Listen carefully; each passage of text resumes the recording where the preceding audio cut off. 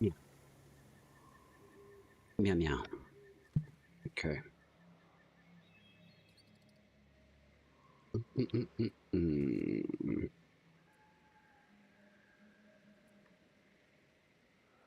Do do do do do. Mm-hmm.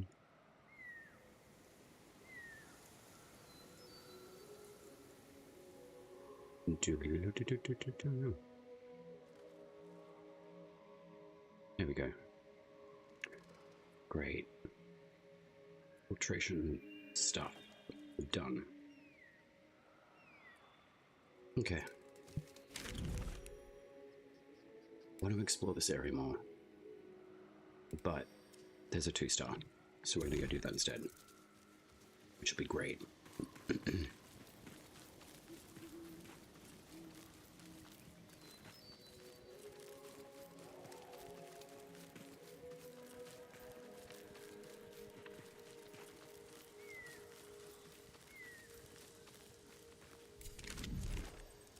one little thing I wish to do. That.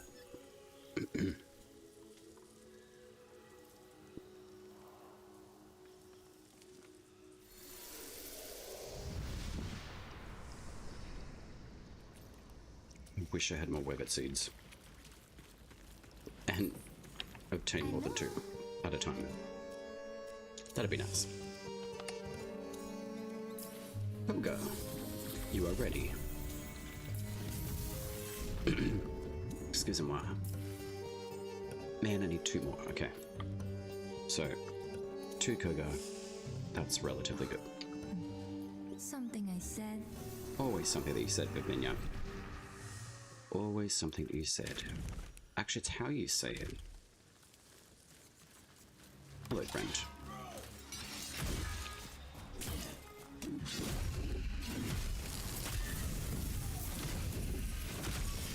And I'll take your soul, and you will die. And I'll take your soul too. Thank you. Lovely jubbly. Alright. Cardinals. Hello. Can I have your soul? Thank you very much. I appreciate that. Alright. Yo, yo, yo, yo. Alright. Let's try this again.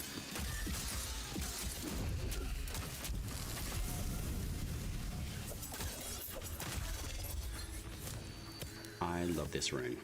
It's very good.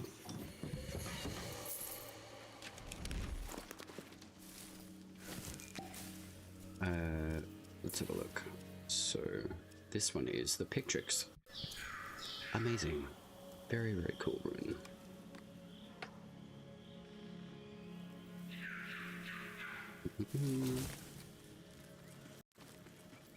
Do we have more cardinals? Yes, we do. Okay. Okay. There's a lot of enemies here, which is nice. Lots of testing. That's what we like. Thank you very much for your soul. I appreciate you.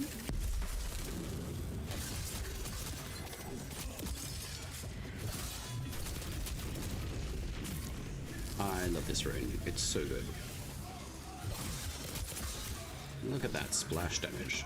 Amazing. Can I have your soul? Thanks.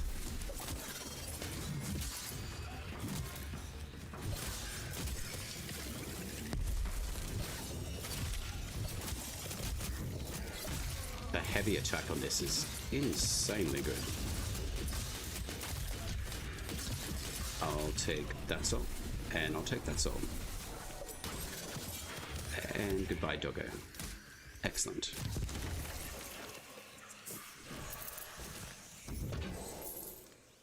Alright. There are birdies around here, and there's a mockery on its way. Hello.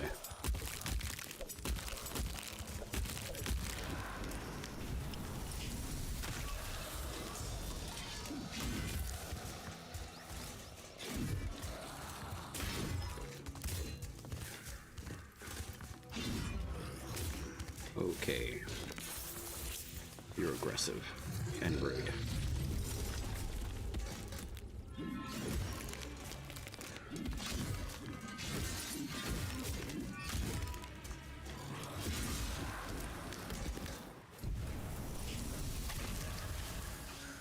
Okay.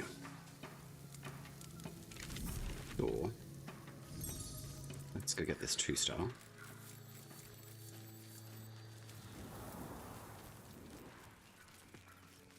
Are you hiding in a bush again, Mr. Ghostman?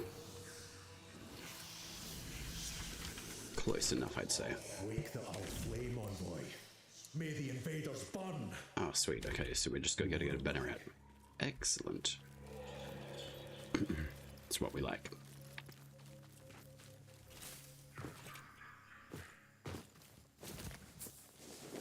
Where are these cardinal dudes? I can hear this bird trap thing. Oh, it's over here, I think.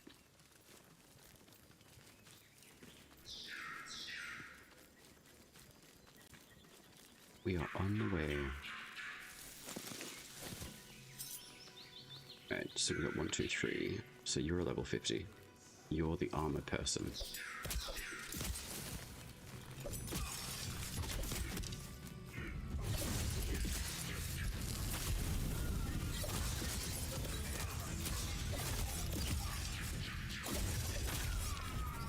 Okay, those things smack really good.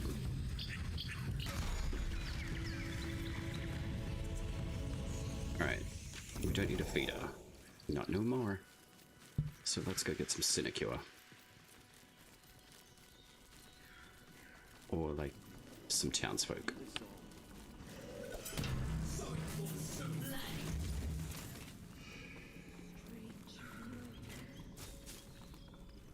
Hello.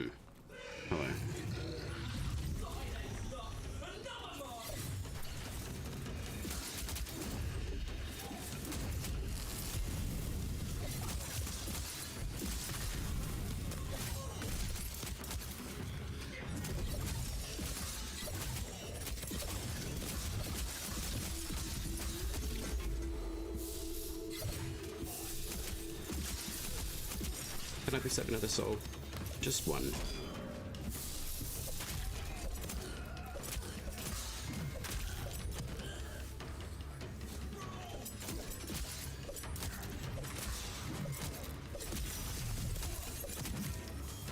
Alright. Give me a soul. I would like one.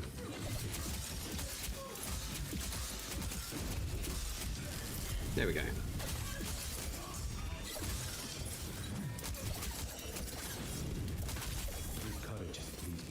Excellent. I know. Ooh, Guildhall blessed by Mora. Maybe.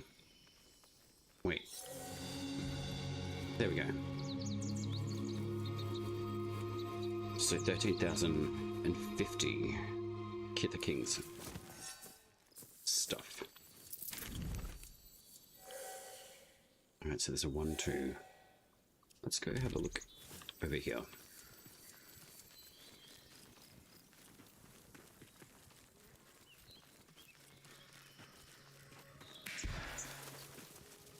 Beep boop.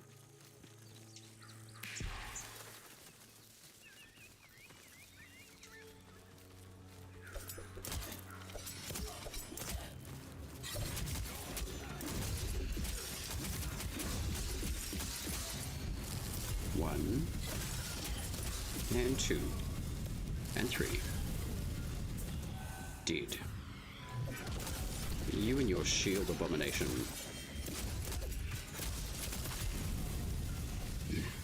There we go.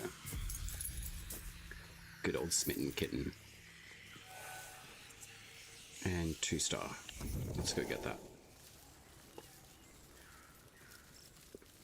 I need the Fable blessed by Mora joinery. I think it's about 17,000 rep points, which is relatively high, but we'll get there.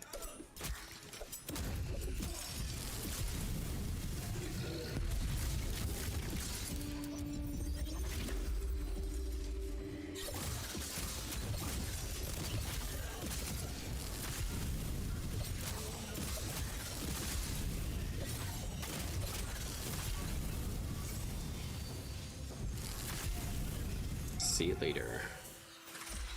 Alright, that was extremely good. Alright. Little squirrels. Be free. Cause chaos. Oh man, we're gonna go over with the beach. Okay.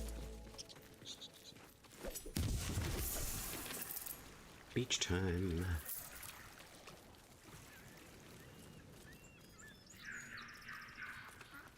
Oh, duck. You better be the rare duck that I need. Or at least the last totem for ducks I need. Pretty please. The sloshing. That does sound new. So, let's go have a look at that. Because I have a feeling that was the one that I was missing.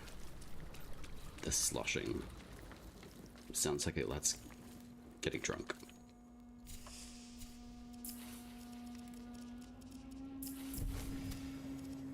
Duck, duck, duck. throw damage. Recalling embedded weapon deals 60 damage. Okay, so I have got that one. So I need a rat, beaver, a deer, and a duck. So squirrels and rabbits are out. Okay.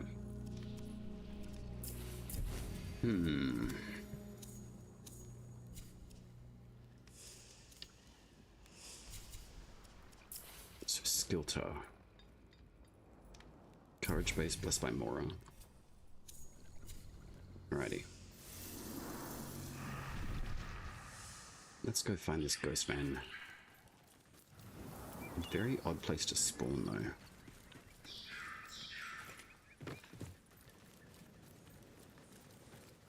But we will find you.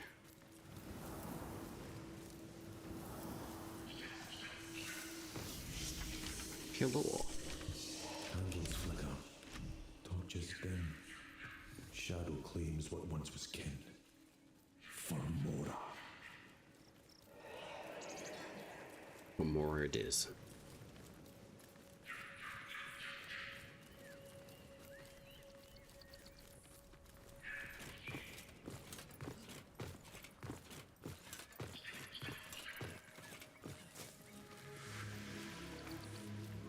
So we're trying to pick up a bomb?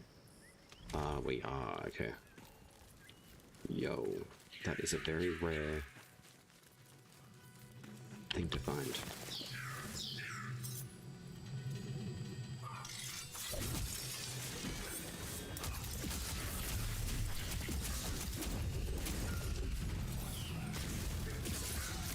Okay.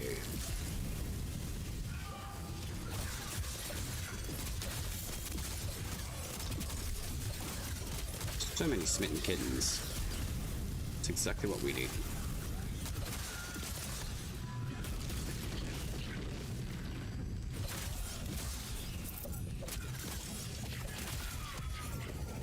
Absolutely savage. Oh.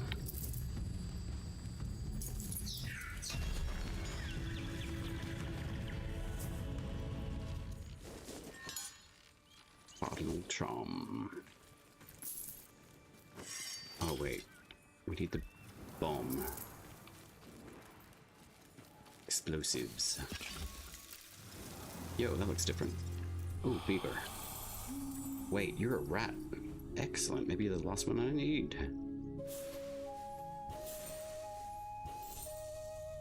Maybe. Wait, what did I miss? Huh, okay.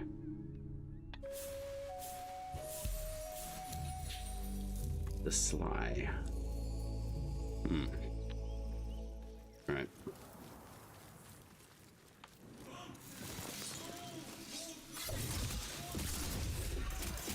I will steal your soul. I will steal yours too. Heavy attack and death. Sweet. I love this rune. I've said that like a billion times and I'll say it till the end of time. It's great. Hey Basalcom, guess what I've got for you? That. Back to Cassia, you scoundrels.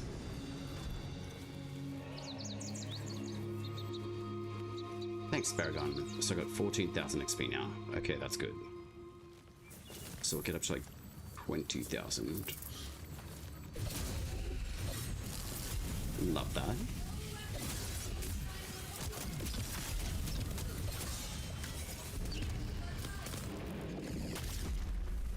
Alright, well, you can do a tantrum landing, and I won't worry about you living anymore.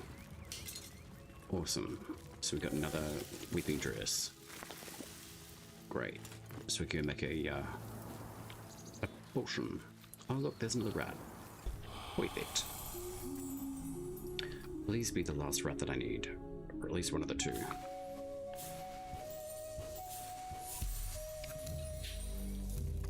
The forager.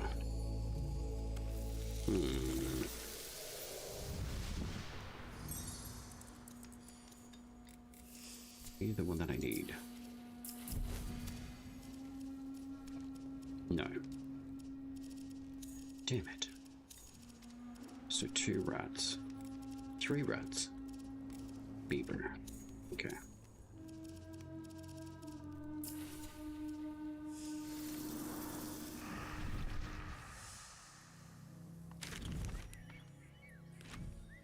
Alright, we'll head down this way. Is this another rat? No, you're a toad.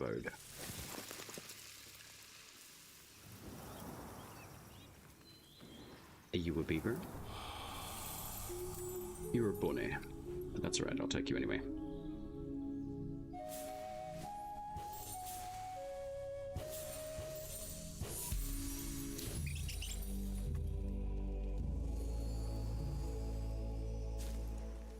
You a weeping dress? I hope you are. Nuts.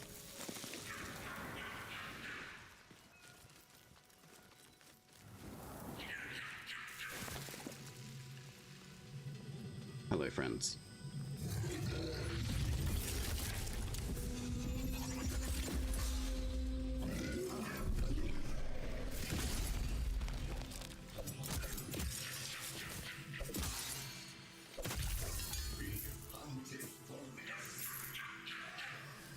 Okay. Dude.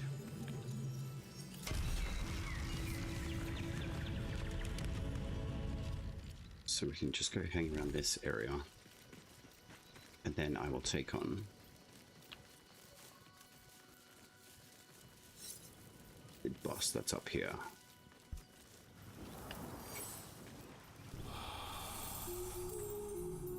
Four by 4-1.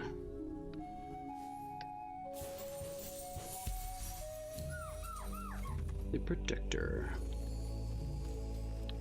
But how protective are you, squirrel?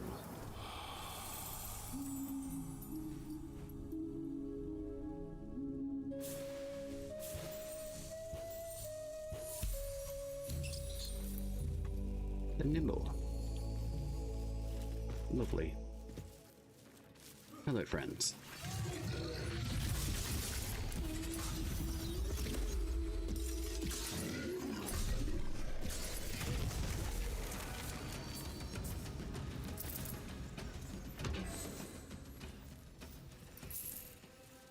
Okie dokie. Next enemies. Excuse me. Coming through.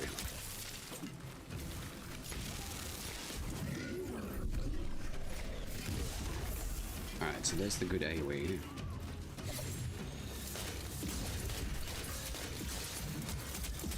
I have your soul.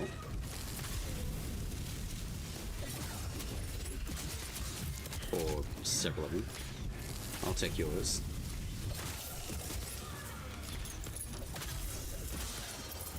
Alright, that's savagery. Lovely.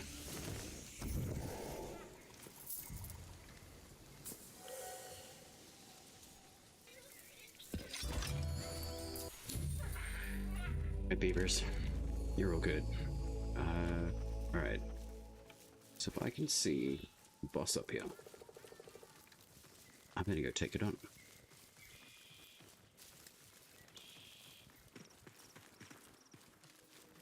So the doggo's there, but also, yeah, Rethos is here. Excellent. All right, nom nom nom.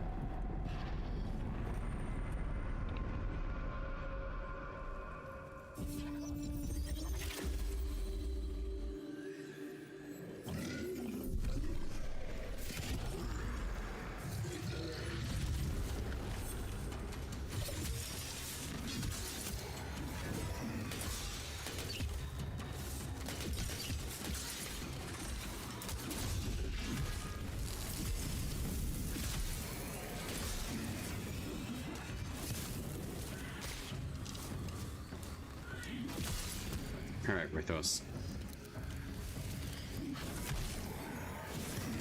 Ooh, okay. Cheeky.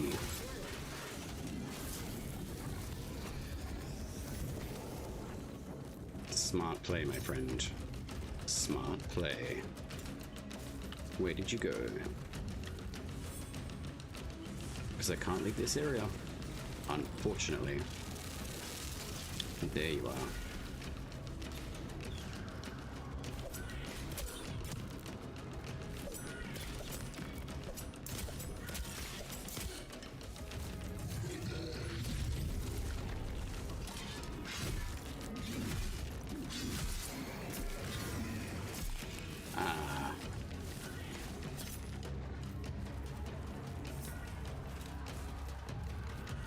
Jesus, you're far away.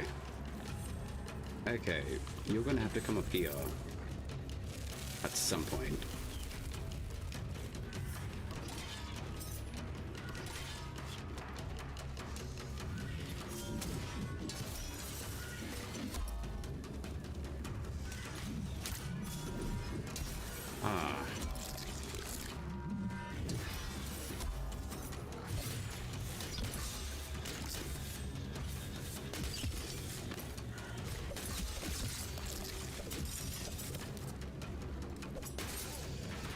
See it, okay.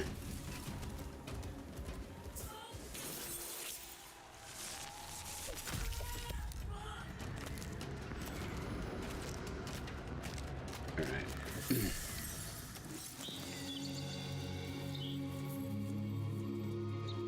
So 14,000 XP? I would hope so.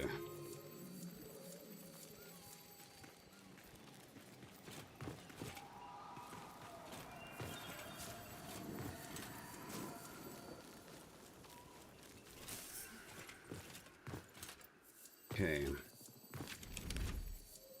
So Ruthos is done. Let's go to the Nelni. And then Spider-Man, Kabocha. And then we'll do the 2 sieges and see where we're at. Little Wabbit, I do not need you anymore, thankfully.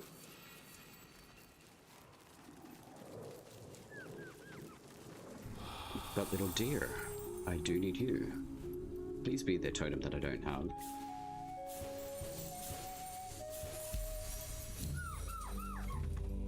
I believe I do have the highborn.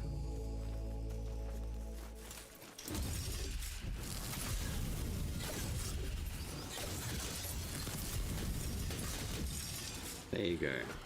Lots of damage for you.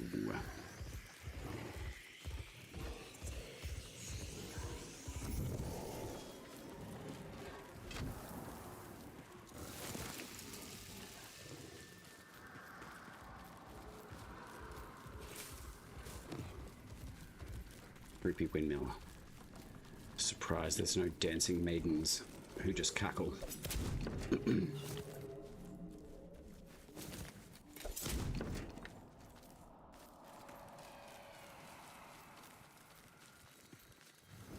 So there's a bunny rabbit, there's a deer. Can I please have you, being the rare one that I don't have?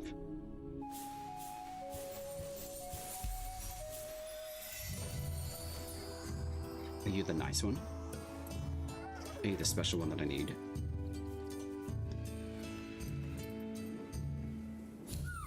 The proud. Maybe. I'm pretty sure I've got that one anyway. Right.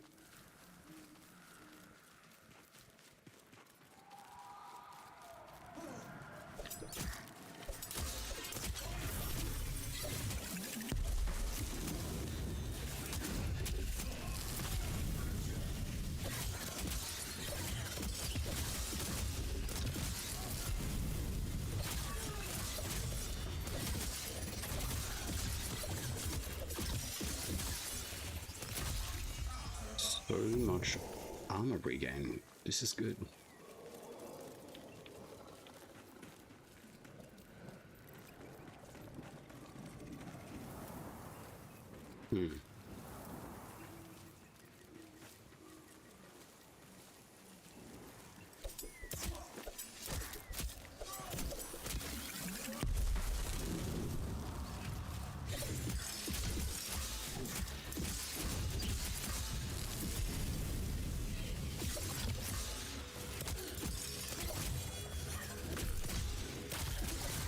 Rude.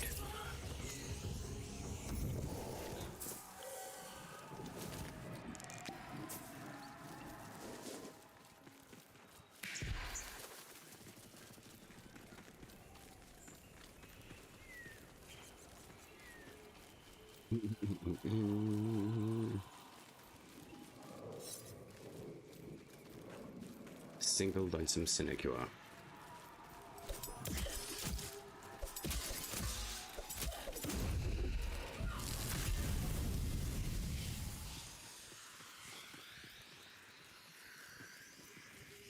Okay, so this rune runs out really fast.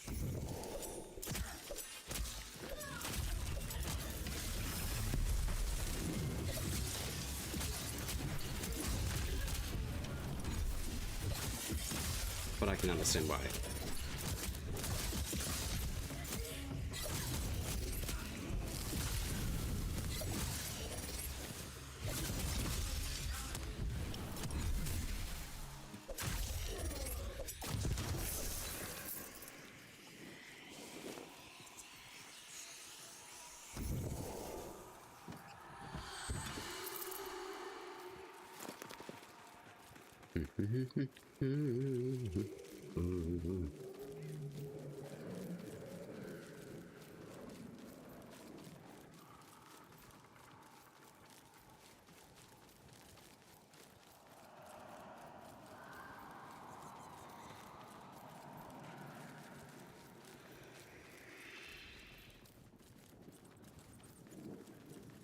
I hope there's a better gas tag somewhere.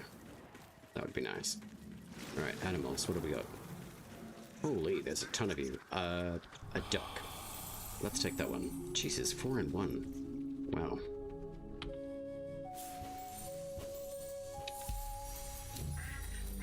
The ambling. I do have you already, my friend.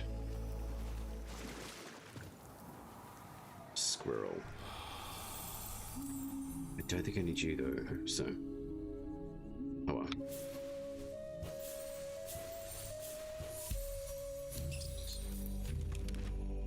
Okay.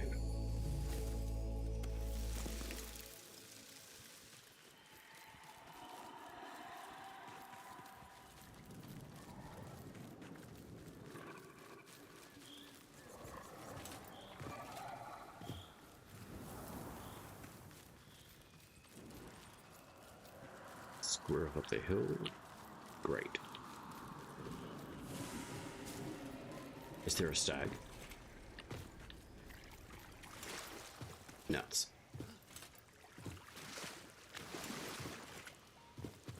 That would have been nice.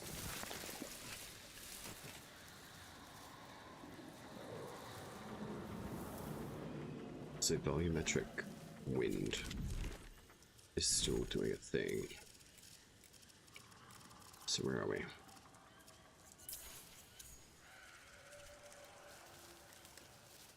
Weird.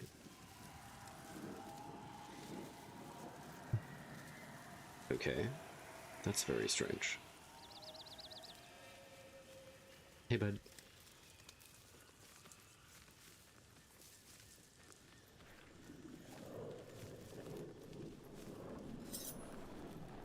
That's right. It's Battle Royale time.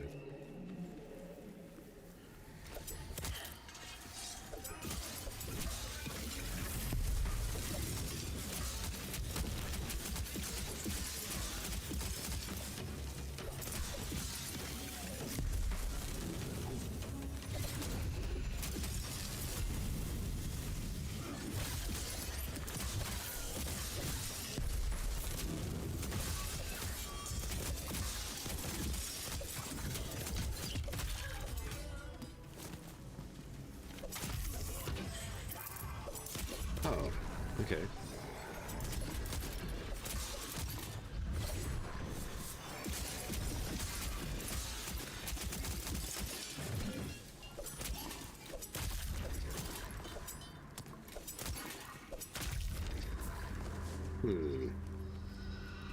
Okay. Let's see how we go against the Null Knight.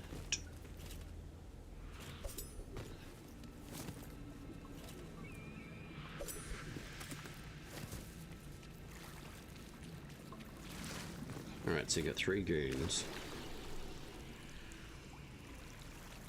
Let's see if we can do this instead.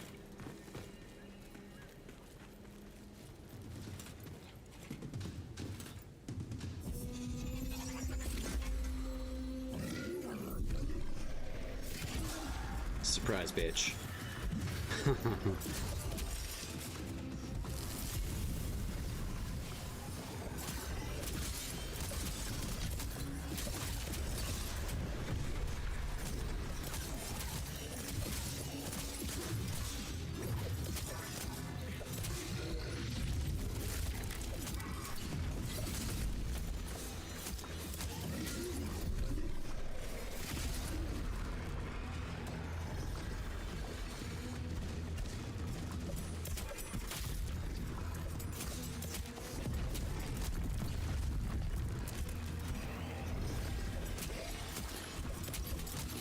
Where did you guys come from?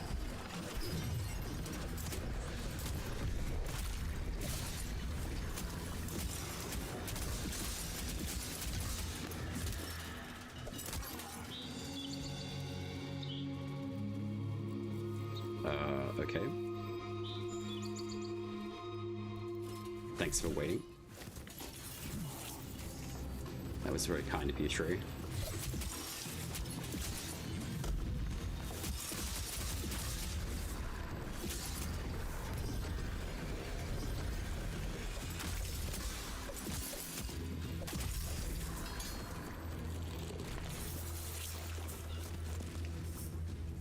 Okay.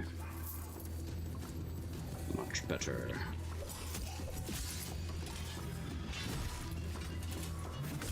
Yo, where'd you come from? Are you shitting me? What a waste of Koga. Really?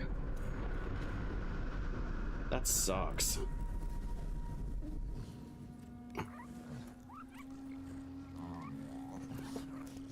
Like, how do you get out of that?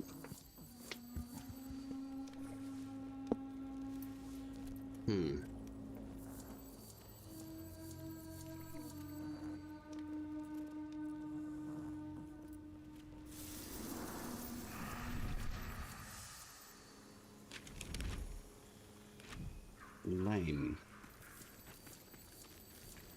That really sucks.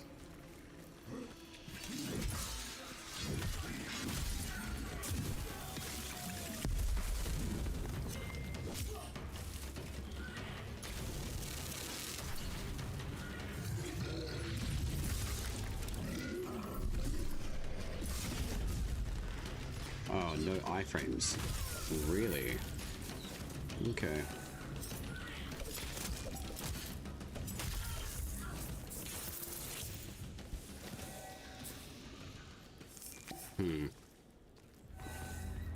Alright, we'll go get some webbits up from the woods. Crazy that I lost to those 2 dudes, though. It's interesting how Koga picks up the debuff on speed kind of a couple of minutes into the run.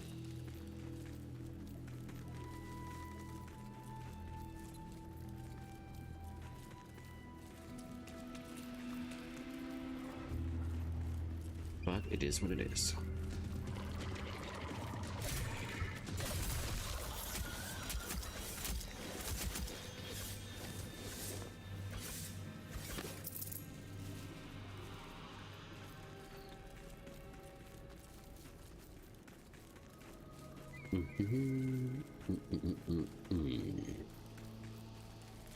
Right. Have a whiskey for the fight. Nom nom nom. And safety first.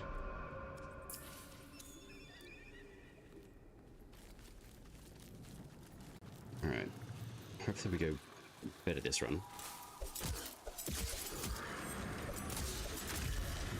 So you're level 15. Interesting.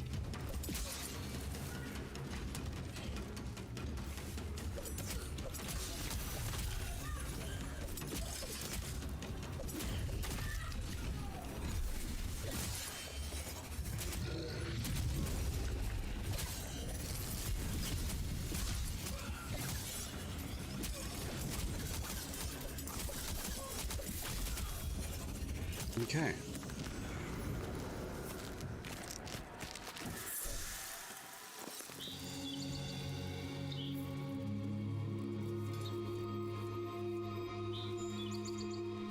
So 14,000 XP for the Kid the Kings, righto.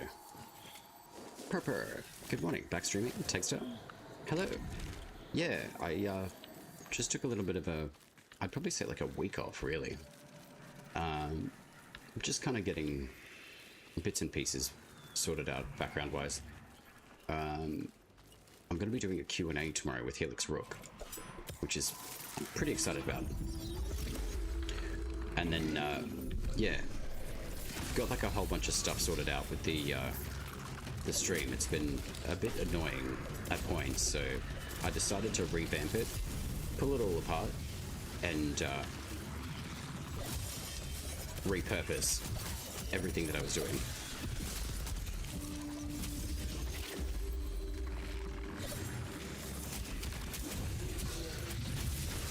Where's that soul? There we go. You really don't like this rune, and I like this. Can I have your soul? Thank you. I appreciate you. Heavy attack, heavy attack, heavy attack. Get wrecked, lady.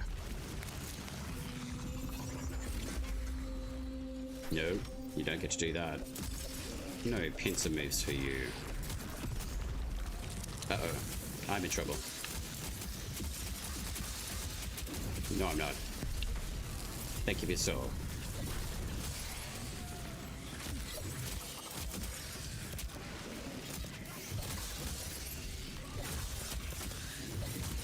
I love this rune. This is amazing. Where'd the Sinecure come from? Jesus, okay. Excuse me. Get out of here. And thank you very much for your soul. I appreciate you. Absolute annihilation. Alright, so the web roots don't do much against her at all, which sucks. But the headshots from the extra projectiles work wonders against her. That's actually a really good fight now with Bromius. But how are you, Texter? What's happening in your end of the world? I'm sweating of extreme heat here.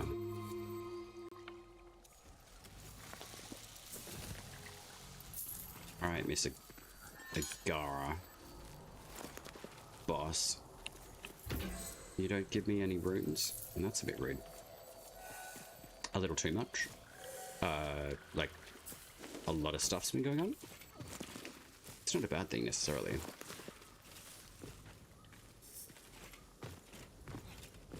Alright. Where are we going to next? We are going to go see Kabocha. But before we do that, I'm going to get some Weber sap. Because I need it.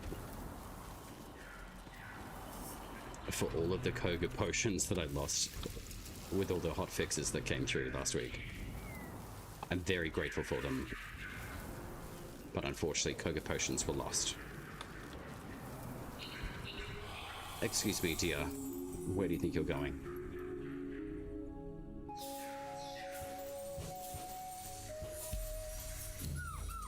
The Regal. There's another sap tree here. Alright, so there's that. And there's some birdies right here.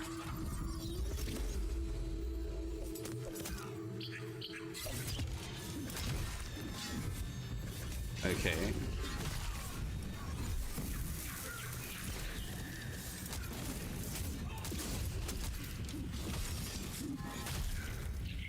Excellent. I will take your soul. Or just kill you anyway. Rostrum. I love that dagger, it's so good. I'll try not to see it through. 58 seekers done this season. I feel accomplished in Soulframe life. There's an archer somewhere. Wait, what's coming through? Oh, okay. Bring it on.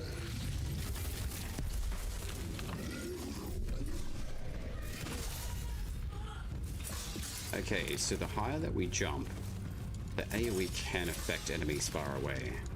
This is good.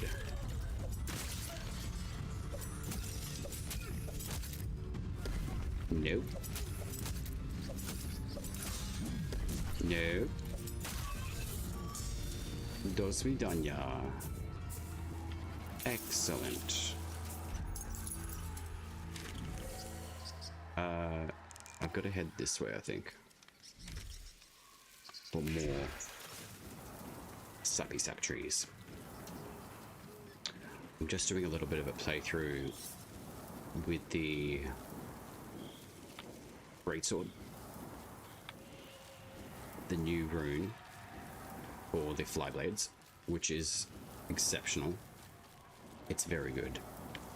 It's definitely a good upgrade.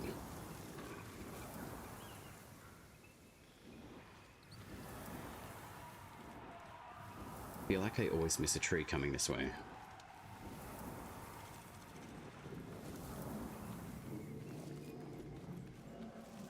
Nope, there it is. I wish they just had that green moss on them.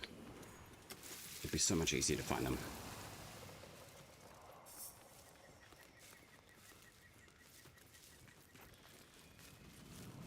And that one there.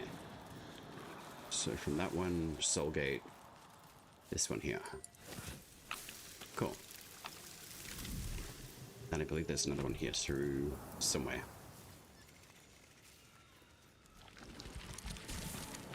And Cabbage Patch Kids.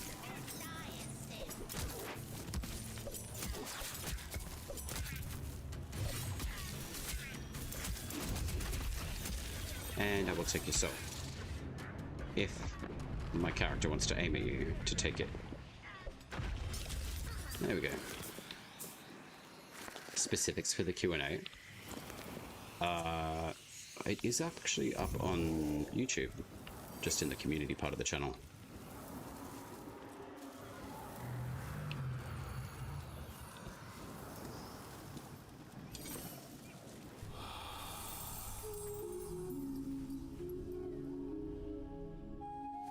Whoops. Oh well, I got it anyway. Ah, the Regal.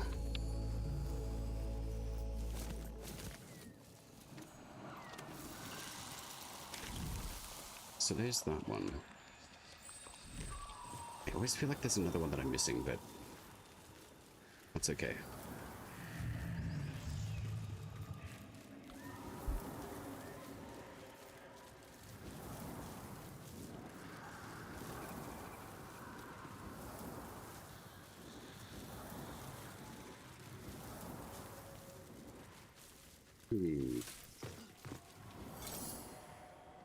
Alright. Let's go get Kabocha. Ah, there is one over here. And Cabbage Patch Kids.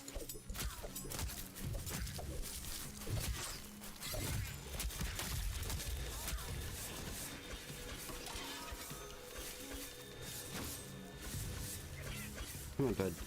Get over here.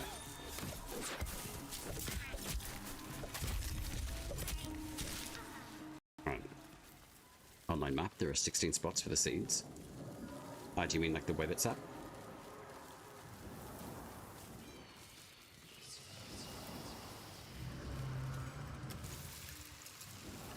Yeah, there's probably about that much.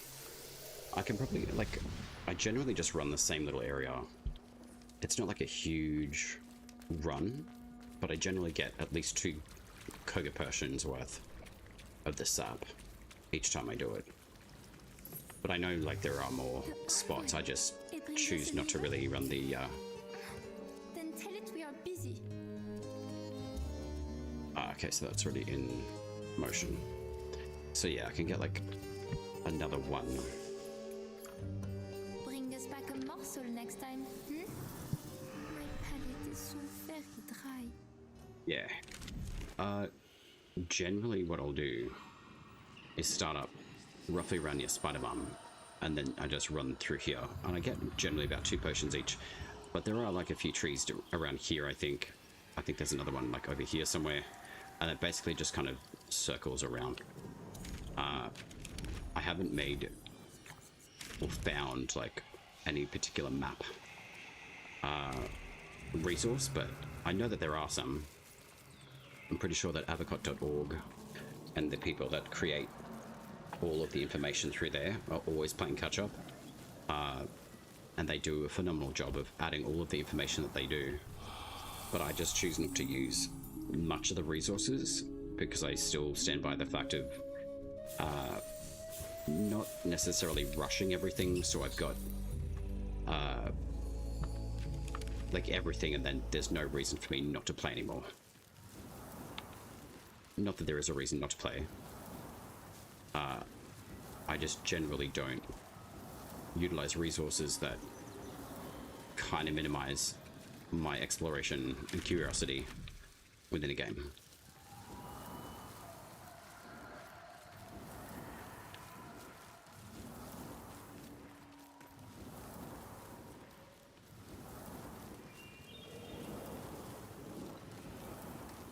Alright, I think that's pretty much most of the ones that I know of. So, Kabocha, I know you're around.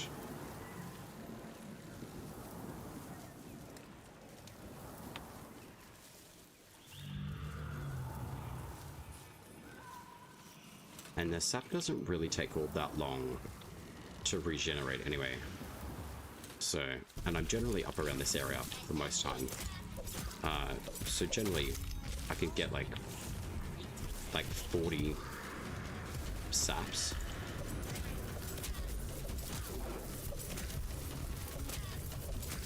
Generally within say like half an hour, 45 minutes.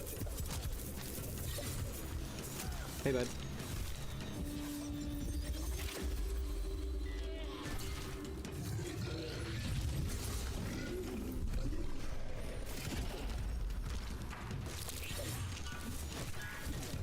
Ooh, we got the whip out. Okay. Hey, how do you like this rune? You don't like this rune. Excellent. Round 2.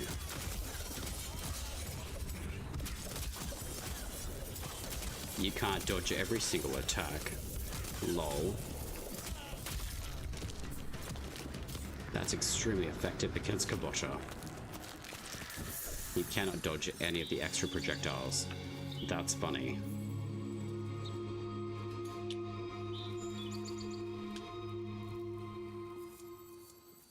And very satisfying to go up against him with fly blades, which generally he'll be able to minimize all of your damage output, so that's really good to see then. Alright, let's go to the Mr. Man. The thrice-bound imp. I tried that too, especially those with seeds. Yeah, there's definitely been quite a bit of strangeness happening, specifically more like this week. I've certainly lost quite a few of the Koga potions, but it is what it is. Like, we get the hotfix. I'm happy to get hotfixes. So,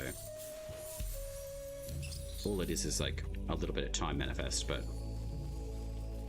lost inputs. As in like key binding, you mean?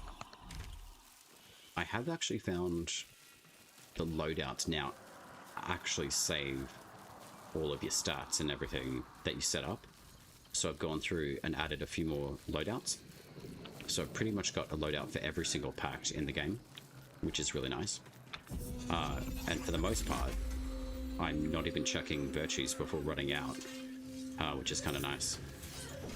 So I don't know if that was specifically done, like to correct all of the UI stuff, but there was certainly some UI stuff that was mentioned within the hotfix that came through about 2 days ago, I think.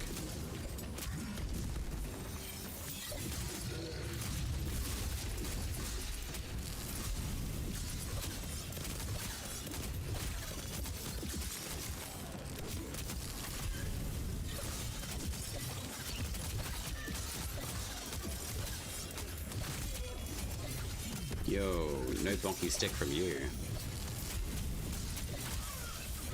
Hell yeah, this rune is extremely good. Like, very good with Bromius as well.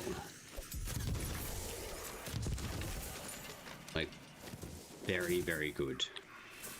Like, no health loss. The damage output is really good. It's like, CC control is really nice. I haven't found it where the no input possible problem comes from. Most of the time, changing weapons. Ah, you mean as in like the soft locking for no input possible kind of thing? Yeah, I've experienced that a few times myself. It's basically just kind of locked me in like a stance, and I haven't been able to do anything. If anything, I try like the exit screen. Nightfall generally will fix most things. There is a deer. I may need you. The unstuck can work it sometimes, but then also, like chat, for example, like popping that up, sometimes that actually won't work at all.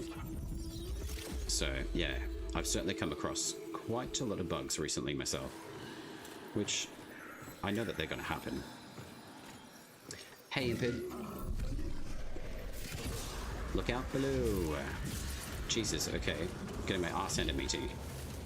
Alright, hang on. Let me get some control here.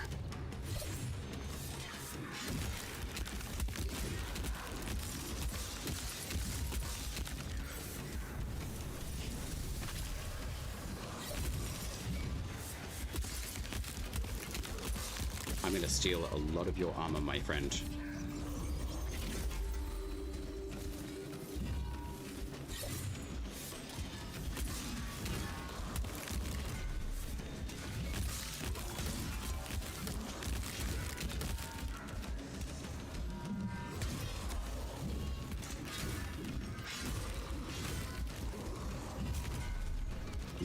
Yo, okay.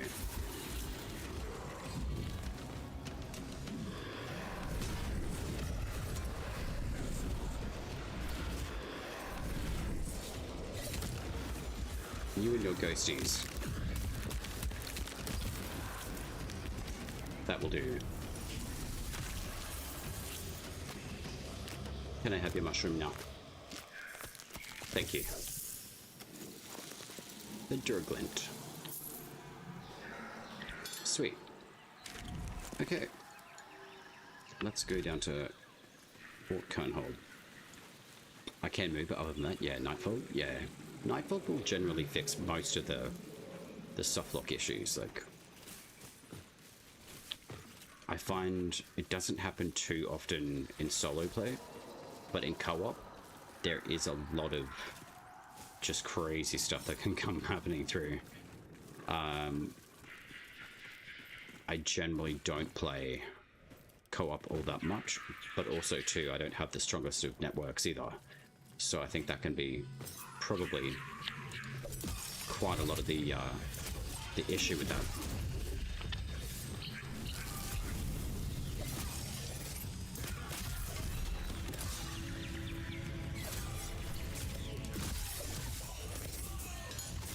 Thawtide thermals. Lovely. Alright, show me your bird move again, please. That's actually pretty cool. I want that move.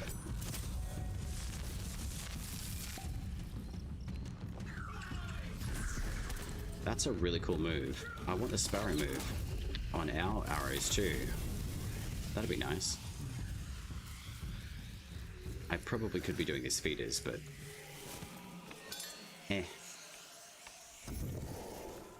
I don't really need them anymore.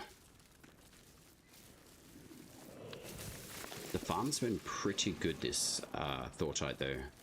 I'm not gonna lie about that. These runes though have been quite elusive, especially the tree fell.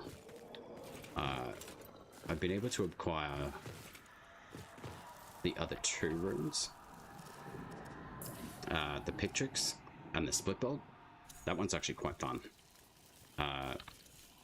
It's very good.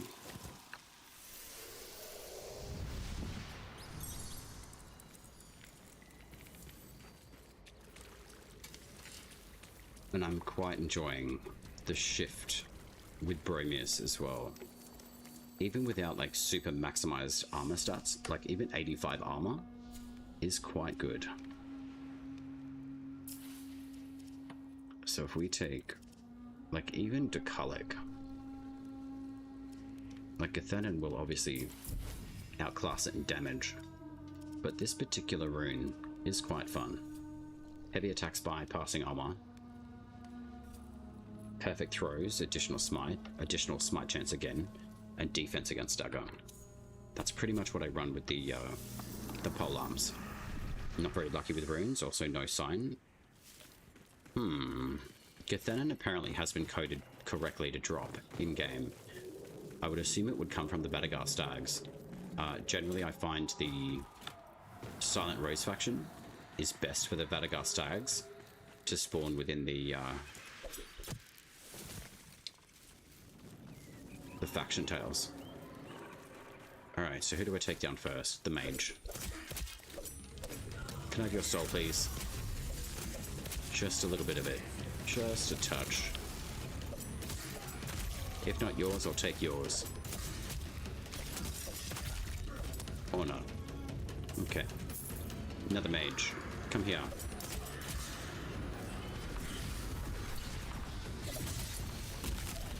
Come on. Give me a soul. Alright, maybe not. Anara. How dare you. No backhand from you. Rude.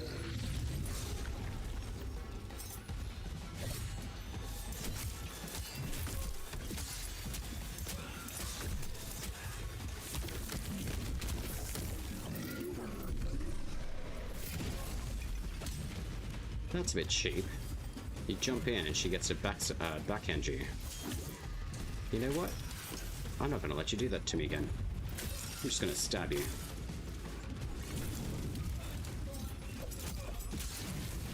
And no flames from you.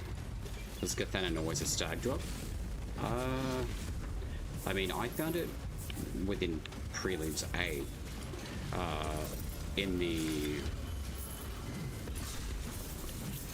well, like what they are now, like the Andarin Glades.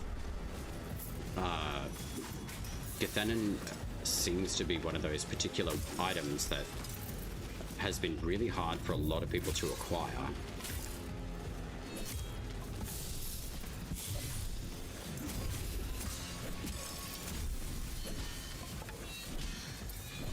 How are you blocking everything? That's a bit rude.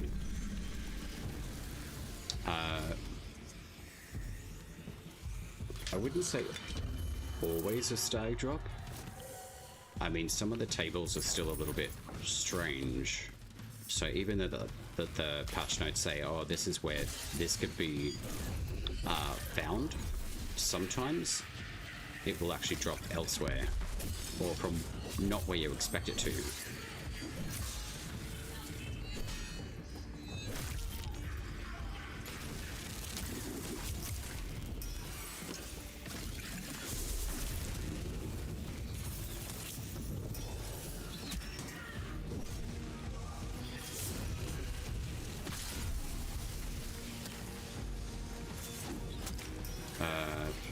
That didn't do the smite.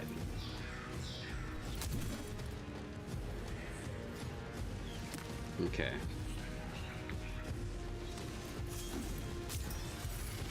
Excuse me, sir. Can I please have your soul?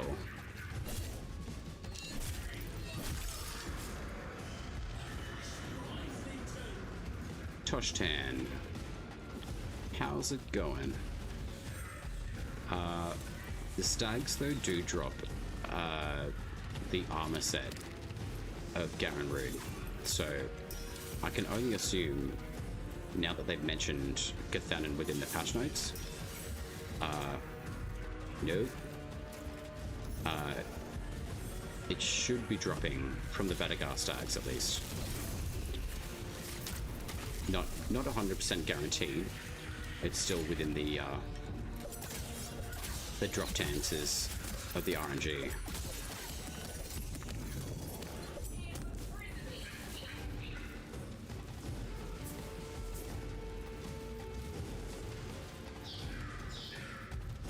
I have no idea where this boss lady's gone. Oh, there she is. Don't go down there. Come here.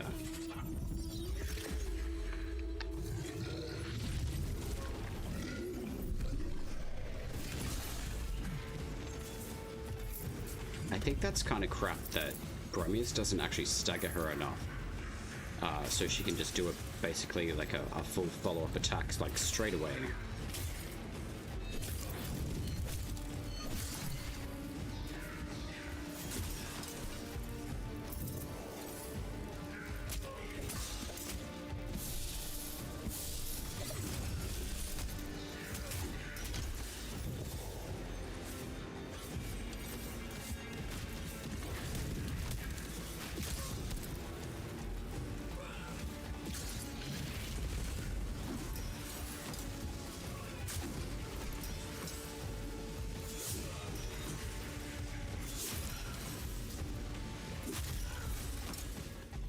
And headshots on these guys is actually very effective now, which is really nice to see that. But yeah, the polearm ring, it's good. It's not like one of my favorites, but predominantly because I'm just trying to get the Paragon up to level 30, really. So what have we got? 1 in 20 smite, 1 in 50 smite. Actually, you know what?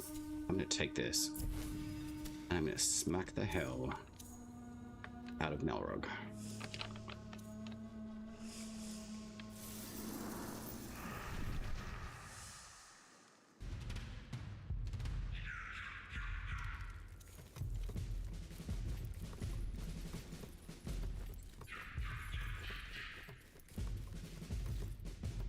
But have you played much of the new event as well, Texter?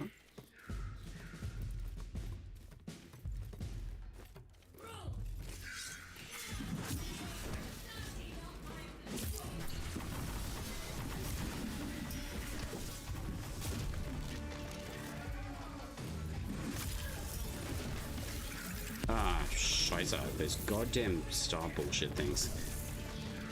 They're so annoying.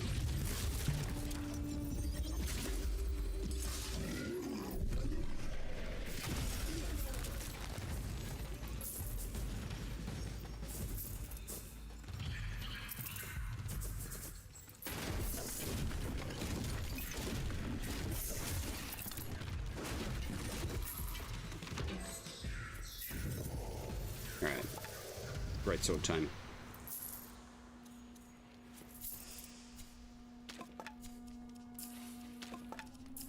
There's that. So 21 8.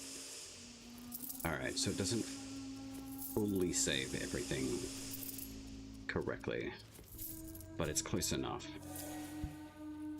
So I'm basically playing around with the chance to steal armor strength from targets on every attack. And I'm finding that it is actually working very well. So basically it's like stacking as much damage as you can, and then just letting the passive steal armor strength, which is good.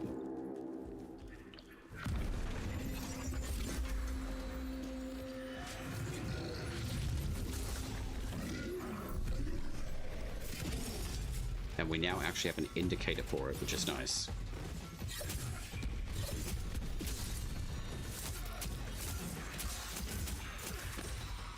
Just be light on your feet with this dude. Come on, up here.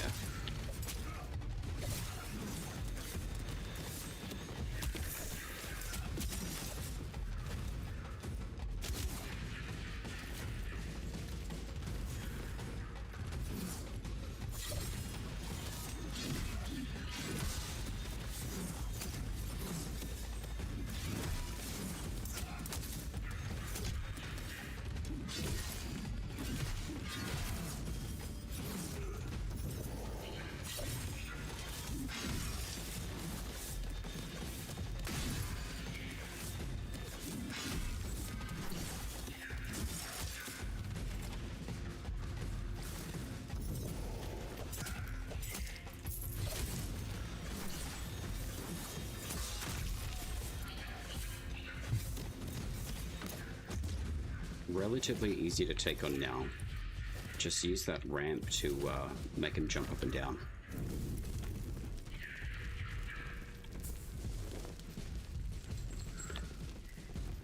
Network issue right now.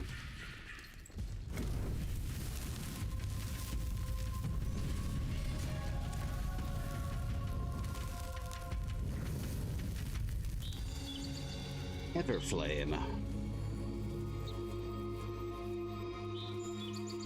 I have been noticing a lot of network stuff going on, specifically more for, say, like, the TWITCH.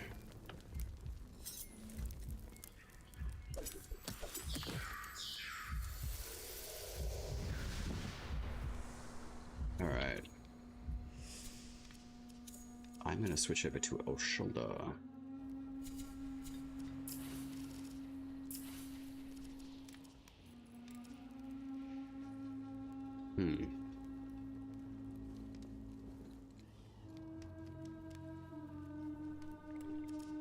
Still take the Paragon. Now still, actually no. Yeah, I will take these still. I'm going to drop the Hollowing Rune in for a bit, but I'm not going to take it up against the Mendicant King, because it still absolutely annihilates all of his equipment and anything that he has to drop. I tested it out earlier. It really sucked finding that out again. So, it's great against mobs, but I would not be using it at least through any of the bosses until we have an absolute certainty that the Hollowing Rune does not destroy anything that bosses can drop. So I'm glad I retested it today.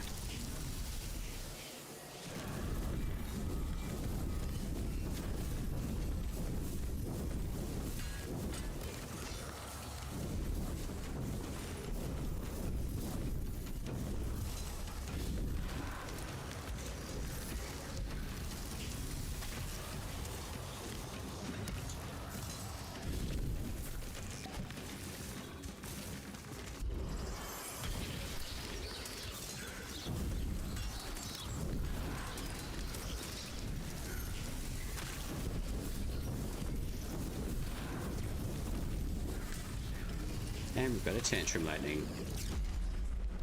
We love Tantrum Lightning. You do lots of testing? Have you ever tested using specific weapons at the Sun Moon phase? No, why do you ask?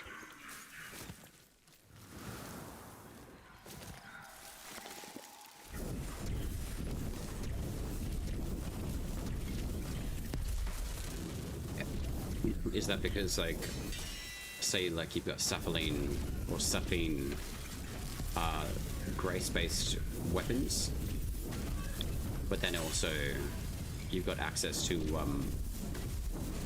Iridus? Interesting concept. Because we do get the musical tune things to boost our particular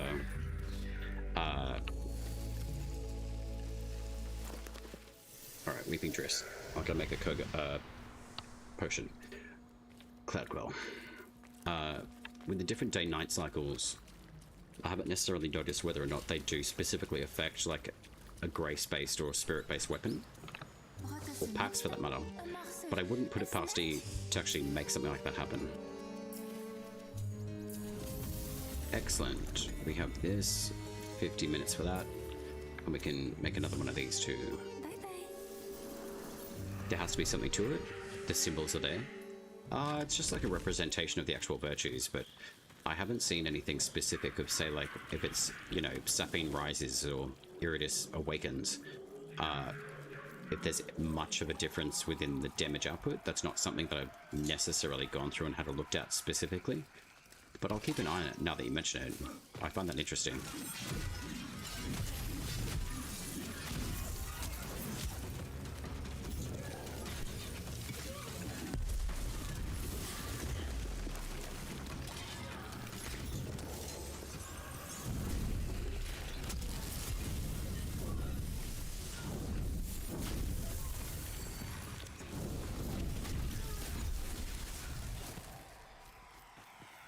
I definitely like the Hollowing Rune.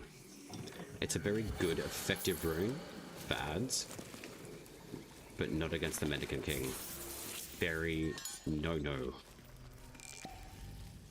I'm glad I've retested though.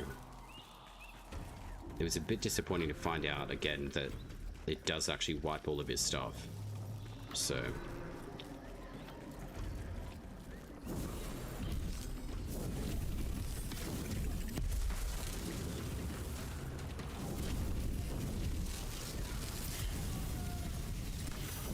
we're gonna prime you. We're gonna prime you. We'll prime you too. And you. And you. And you.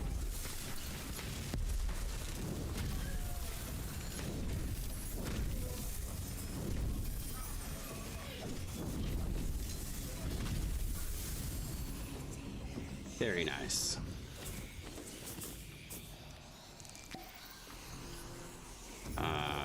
Now, I have a choice to make, which I'm going to make right now.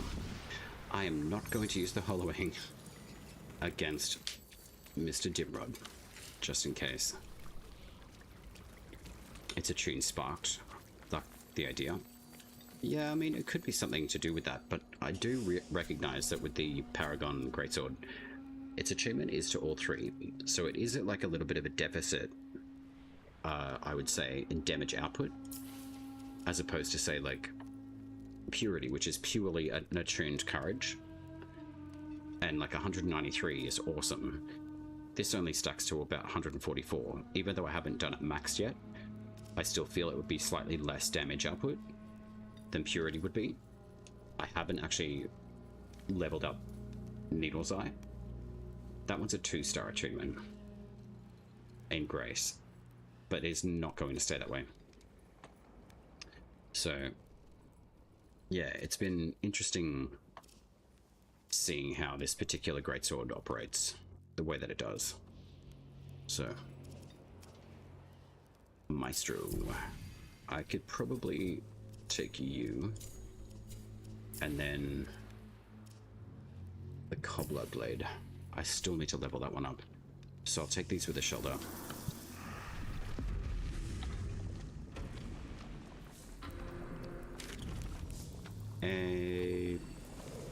Alright. Actually, I probably should check my stats just in case. I shouldn't not be checking them. So 21, 37, 6. So Coblad, what do you do? You are a Grace attunement, but you do not have a minimum requirement. Okay, that's good. So even with 6 Grace, this dagger still does 92 damage. I'm not gonna sniff at that. Actually 6, sorry. Alright, so the UI is still updating itself, right? I can't take Spirit any less. So, I think you are Spirit. You are. So, we'll put Grace to 10. The rest in Spirit.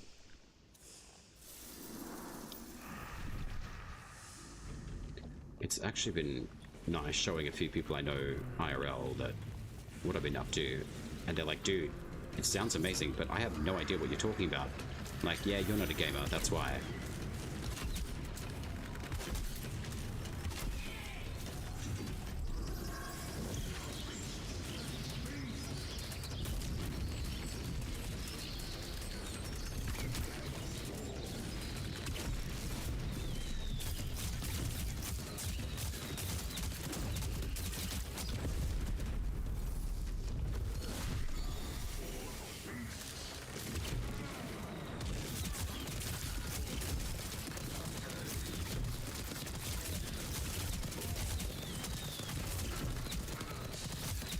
So many particles. Sweet God.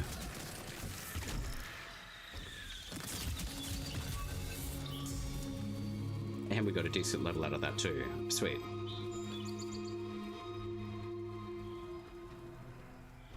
Alright. Well, that was good. So we got the agaric mushroom. This is good. Alright, so what's the time? I will not go there. Actually, I lie. We've got a few different options here. I think we can go here. And that is potentially for the Reaper Dog. I'm pretty sure. So we've done most of the northern areas. I do need to go to Carlisle. Specifically for the Castellan style bosses. Is this not a... Yeah, this is Jermak.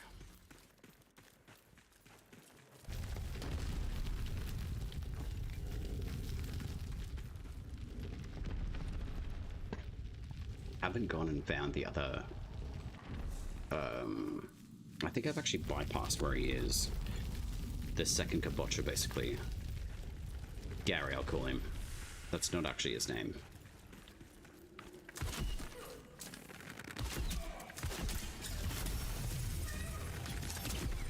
Cool.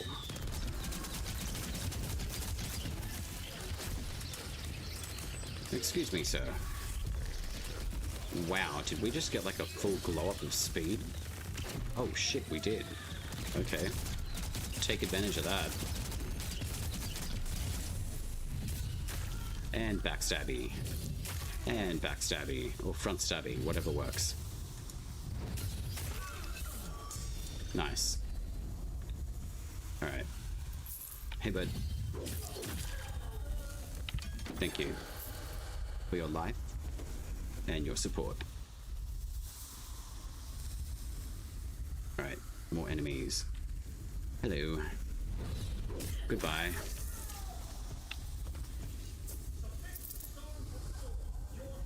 Alright, you're upstairs, I think. Come to me, Sinecure. You will perish.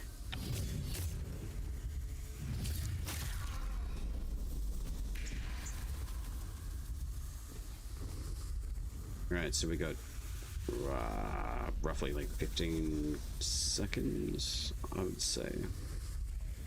If not, a little bit less. So this guy can die first.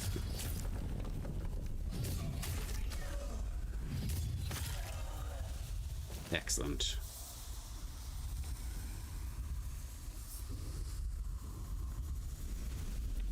Hey, bud.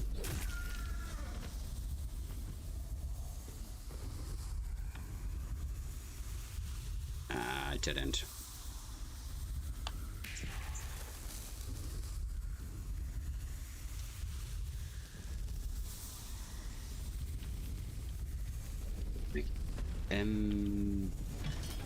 Not sure if this is actually the right dungeon then. That's a shame. I don't need this boss though. It's just to kind of check whether or not they actually show up.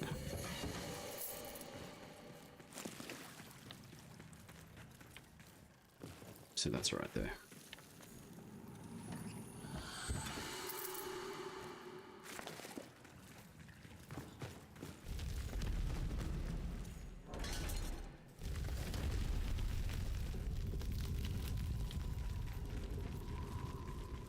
Alright, very delicious. Where are we going? We're going back through here. Down there.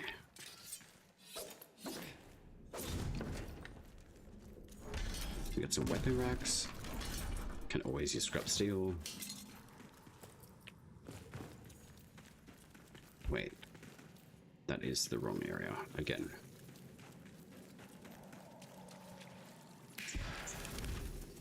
Where are you taking me, Burb?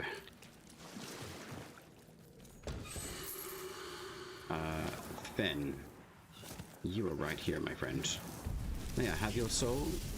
And borrow your power. Ought be of honor, not a spark from mobs of horror. Amnesty. Amnesty.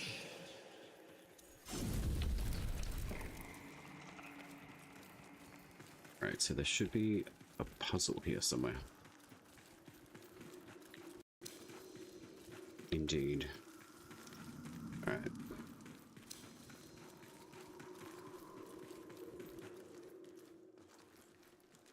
So there's that. I'm assuming that should knock that down here.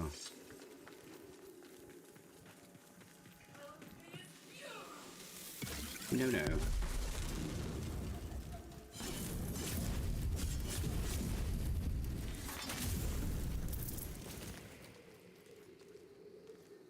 So where does the sunlight come from?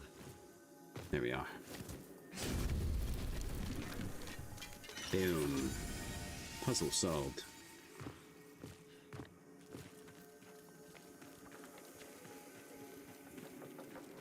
Perfect.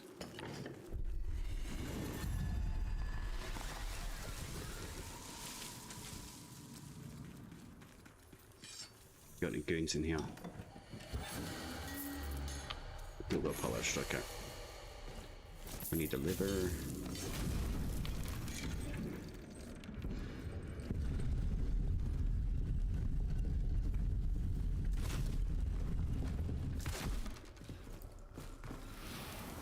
And nothing.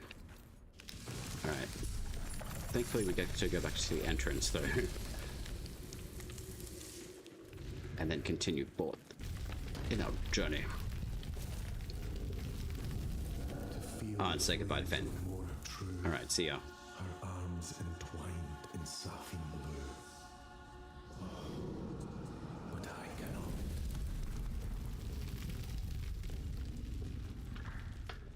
Sweet deals.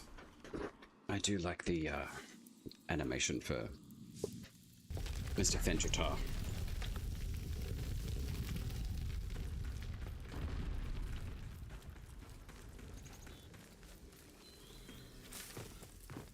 Excusez-moi. Alright, so that was Dimrod.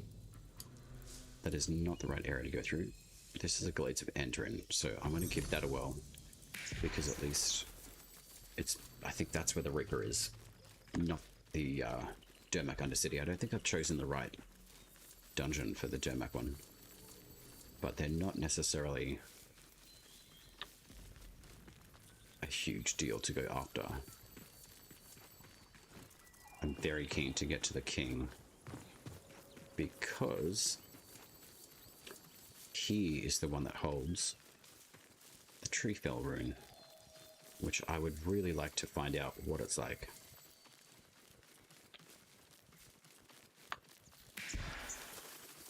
Beep boop.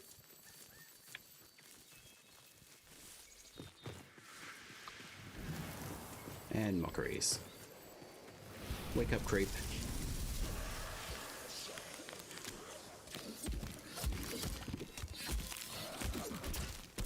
Excuse me.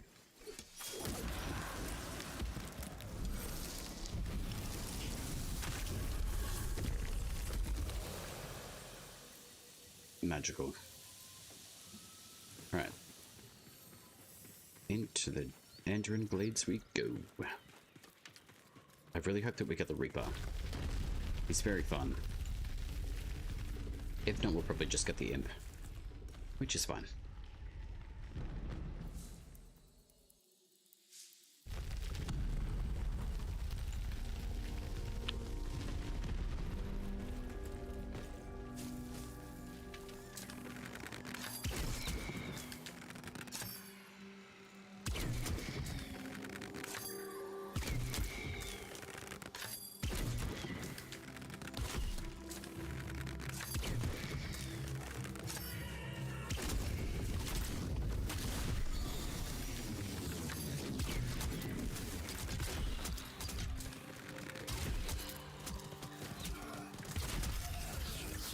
Nice try, bud.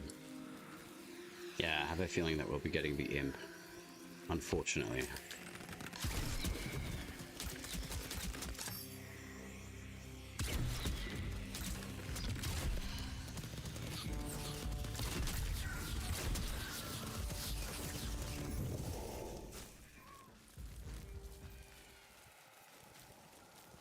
I should let those animals go, but my conscience.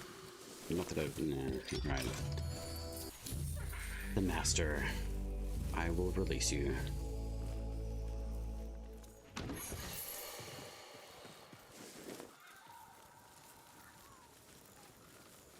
I am kind of curious, though, to know, like, what other weird bugs people have been coming across in-game. There's been some really fun stuff that's come through in like the last month, I would say.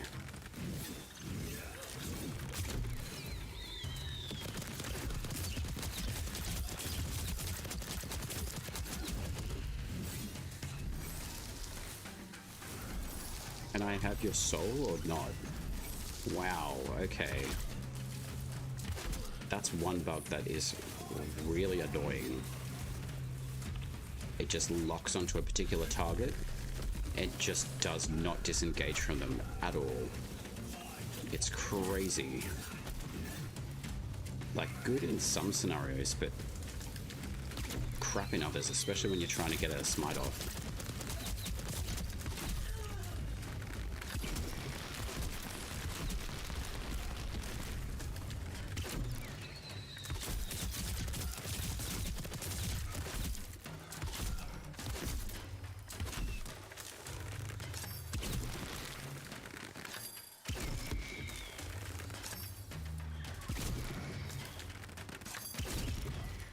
Are you just gonna stand?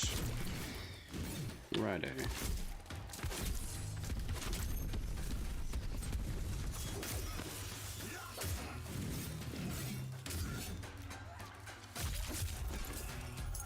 Okay. We have an advertising break. Unfortunate.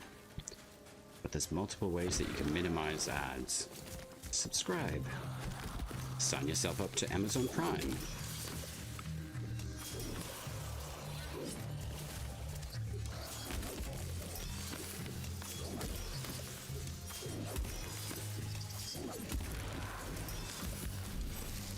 Right, give me that soul. We're on a mission. I really want to see if we can get to that Reaper. If it's available. Which I'm really hoping that it is.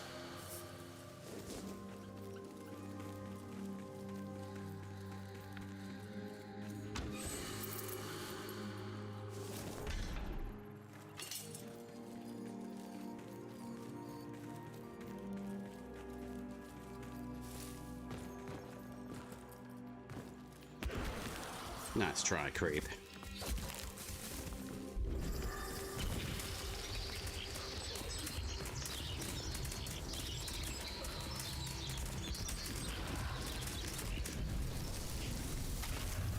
Thank you for your patronage.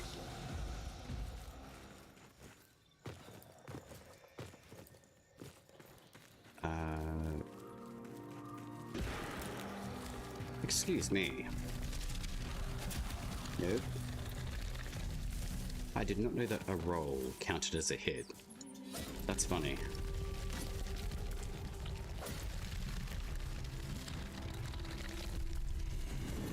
Voila.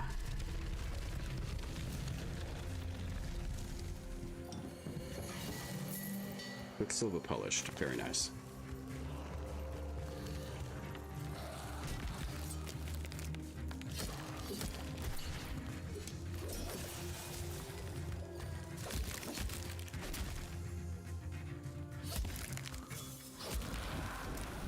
I wonder what kind of damage output these guys do. Sharp or blunt? I'd say sharp because of the health, but I'd definitely be open to people's thinking on that one. This is another bug that I've come across quite a lot. See this shrimp? Just lazily sitting around. Or was.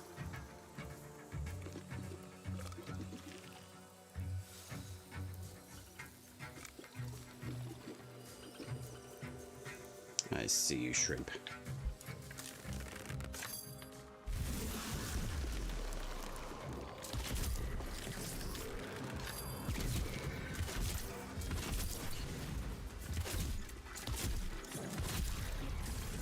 You lazy ass shrimp.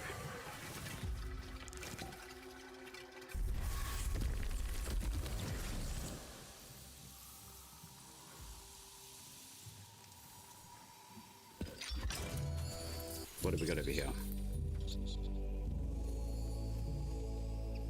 Corrupted area. I doubt that it's going to be the Reaper then. Unfortunately.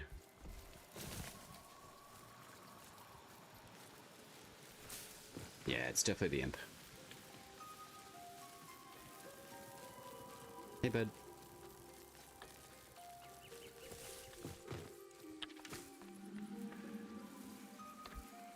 I see you. Right there. Gotcha, bud. Oh, who's he attacking? Let's go watch. Oh, okay, maybe not. Hey, bud.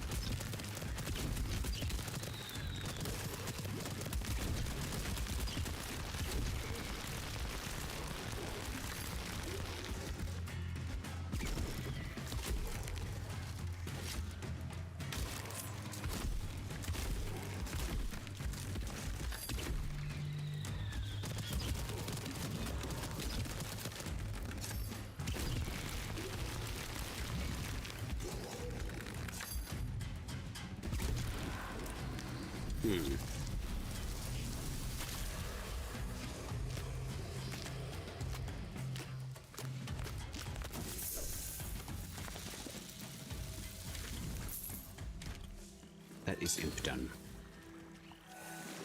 Again. Where is the soul gate? The inconsistency of life arts? Yes, it very much is. I agree on that one. The fact that they don't appear every single time can be very confusing, but also like you've got no indicator whether or not you're affecting their armor or their health or even at all. I know that there's a gate around here somewhere. Come on, spectral sight, show me the way.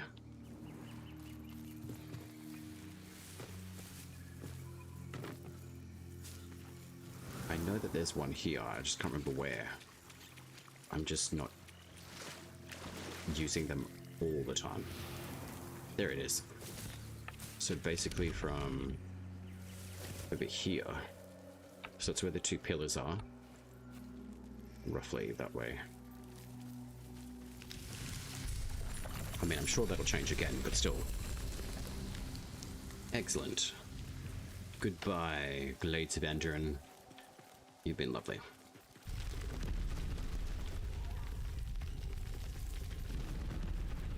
But yeah, I do find the inconsistency of the health bars not arriving at all sometimes. Even in like singular player, I've noticed it happening a little bit more often. But I have a feeling what's been worked on.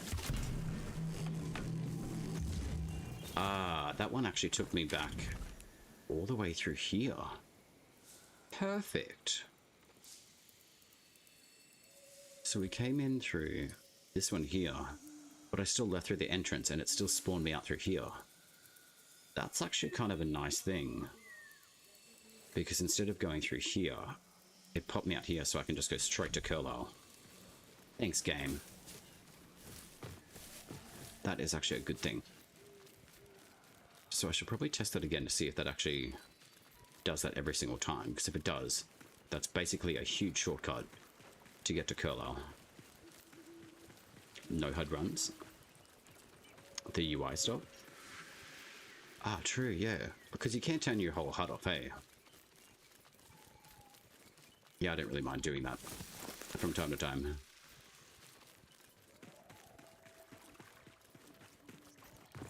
I think with Koga mode though, I haven't done it quite just yet. But you do get a feel for, say, the amount of damage output that you do. And it's good to actually turn off, like, your numbers, damage numbers, no HUD, and then you basically get, like, a feel for, you know, the general damage output, or like how much damage roughly you'll take from, say, like one of those stars, for example. Please stop healing people. Yeah, you definitely do get a pretty good feel for the combat flow, which is quite good.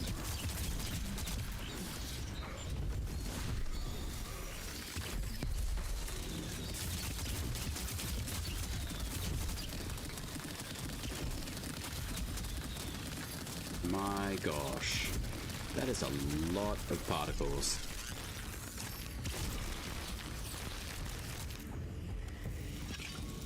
Besalcum fodder. Hey, bud.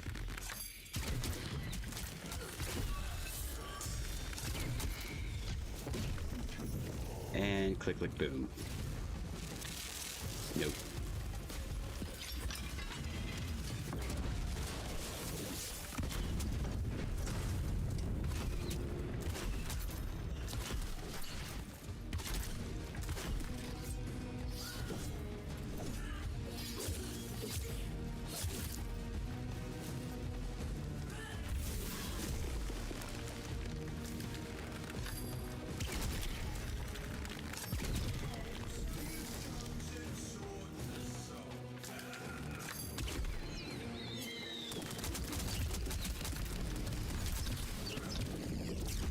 Interesting. Usually those smites disintegrate the enemy before they cast the lightning.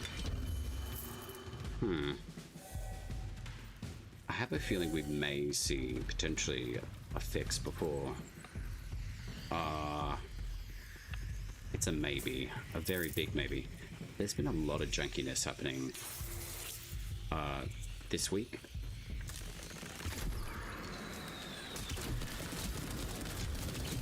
Putra. How dare you? Where is that soul? I would like it back. Ah, that mage needs to go.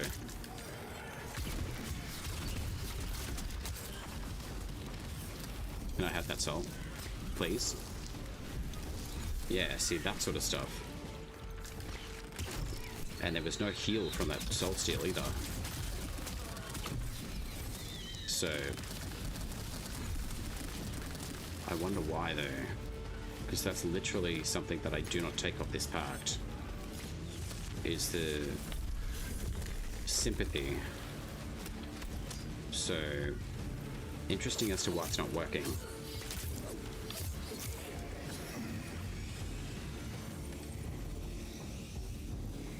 Alright, cast on Putra.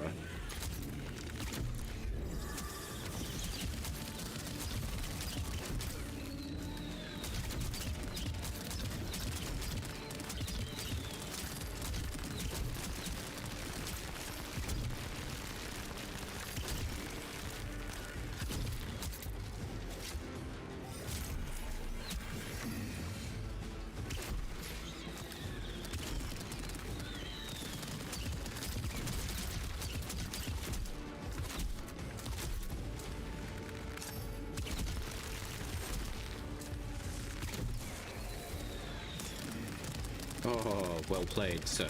Well played. Or madam, I should say.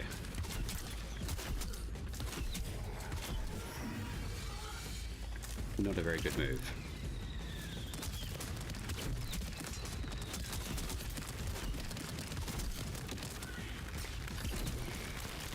Your aim is getting weaker.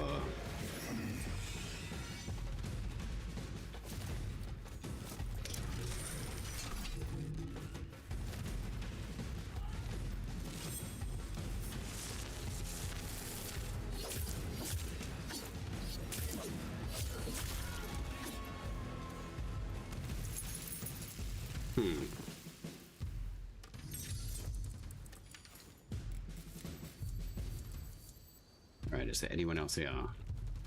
I always want the S-Class. I mean, who doesn't, but still.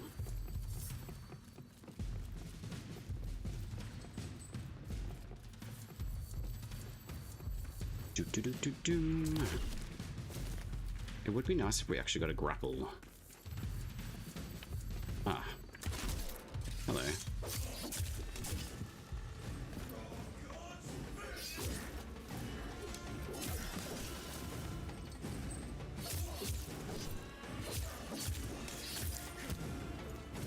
You wanna play footsies, eh?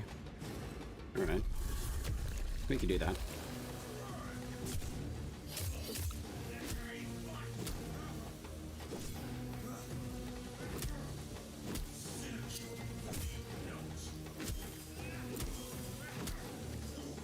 I wonder how I get A. Dying once gives B, and A, no clue. I would probably say because there may be another enemy still left. So if you find all of the enemies within these, like the internal area of this particular area, I generally draw most of them through here. Sometimes there will be an enemy hiding, like this guy that I just found, just hanging out by themselves. So it's good to check all the towers inside before you come up. But for the most part, I generally do find pretty much all of the enemies. And then the last one is right here.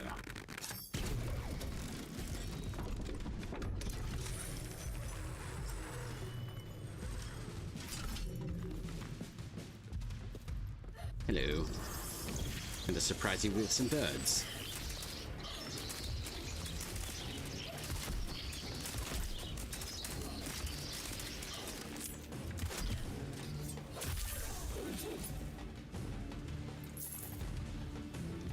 And now we burn.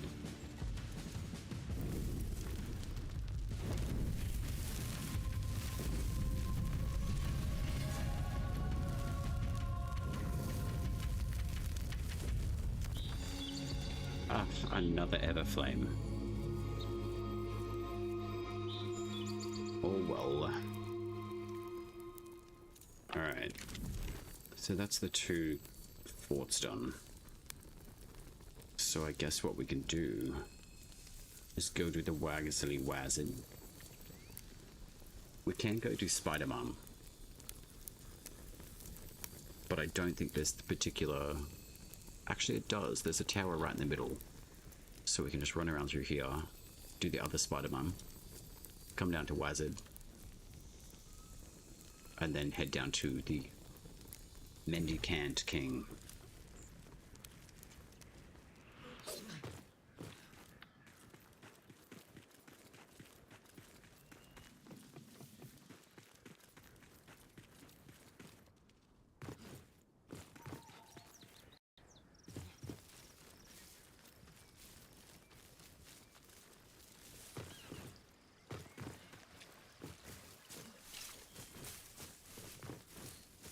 So I'm thinking what I can do.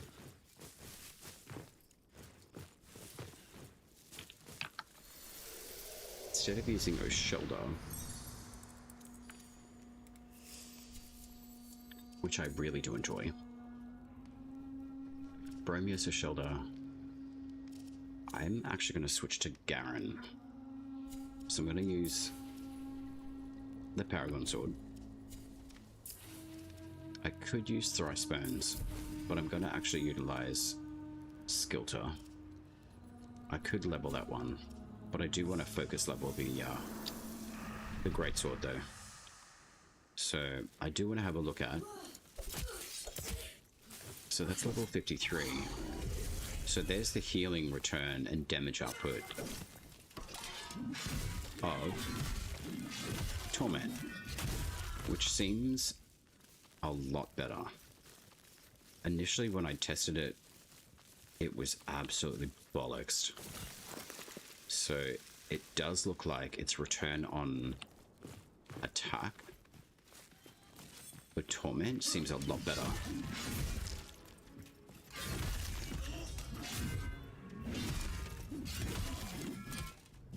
I don't know how they can get a kick in when you're doing a 3 attack combo. That's crazy to me. No, we've got an archer up the top. I'm just going to ignore you. Hello. Oh, great. You've got a healer right here. Excuse me.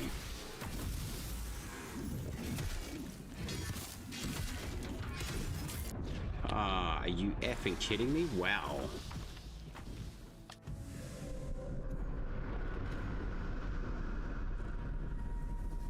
That's nuts.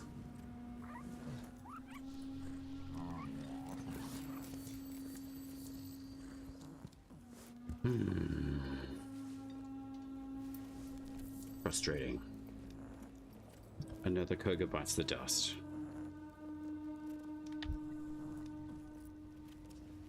Yeah, that's so shit.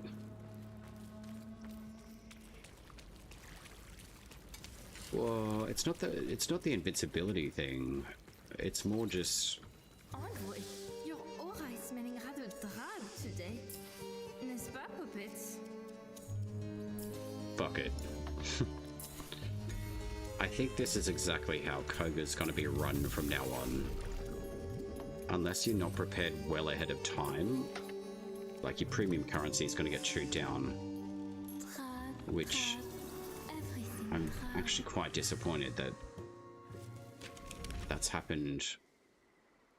I don't know, it seems odd to me, like the speed of Koga at points will completely speed up, and then sometimes it'll actually, well, like not freeze, but it will stop like your inputs a little bit, and then that's what happens. Like enemies just have normal speed, etc. I understand that there's debuffs for sure, but it just doesn't seem like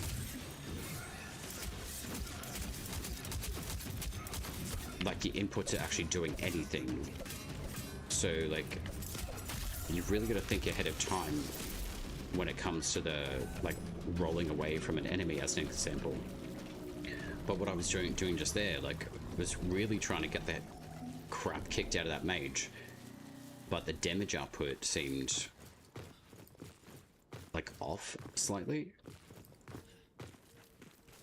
But then the attacks, it's not so much like the damage, I think it was more of like the actual way the attacks were applying themselves to the mage. So by the time he was almost dead, it's like, it was like I froze, like the character froze, and then the other douche just came up behind me. It was really annoying. So yeah, you do end up wasting potions, unfortunately. So I'm not going to waste this one for this Spider-Man. I'm just going to go in, kill her, move on to the wizard, and I'm going to save this potion for the Medica King, because apparently he drops the tree fell rune. And I have attacked him a few times, like the last week, and he really does not drop anything. However, I did do a Koga potion earlier today, and I used the hollowing rune on him. Do not use the hollowing rune against him. Apparently it's fixed. It's not. It absolutely annihilated every single drop from the Medica King while I was in Koga using the hollowing rune, which is a magic based rune. It's phenomenal against like ads and stuff. Do not use it against boss, because it will at points just completely erase all of their equipment and you will get absolutely nothing from them. So I'm glad I did it again, just to make sure it either works well, it doesn't, not against bosses. So just, yeah, do not use the hollowing rune at all on bosses.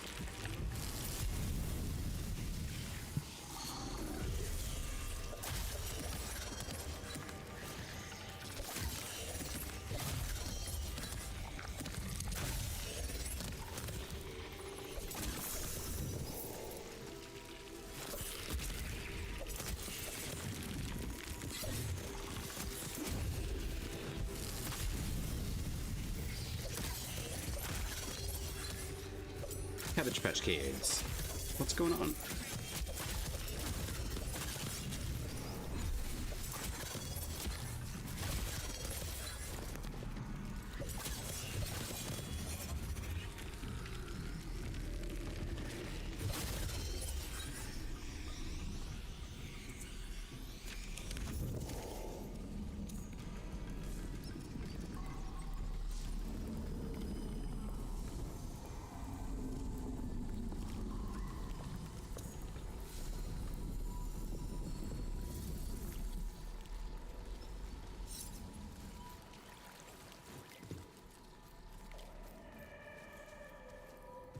I really would love to see an expansion on these tile sets.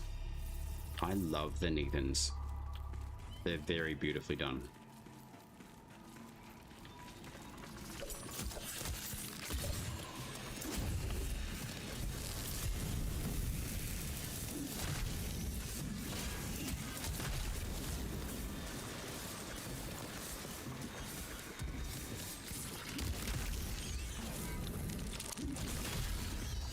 I know that there's a purple button back there, but that is not my focus. Not today.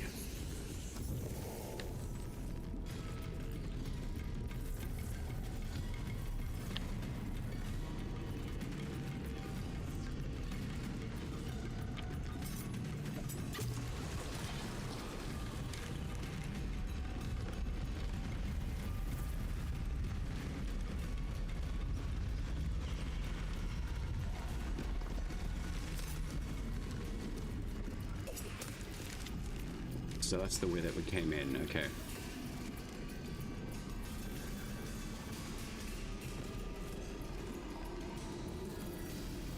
Does this take me to the spider mom? It sure does. Hello, Sachnal. Do you like stags? Nice try.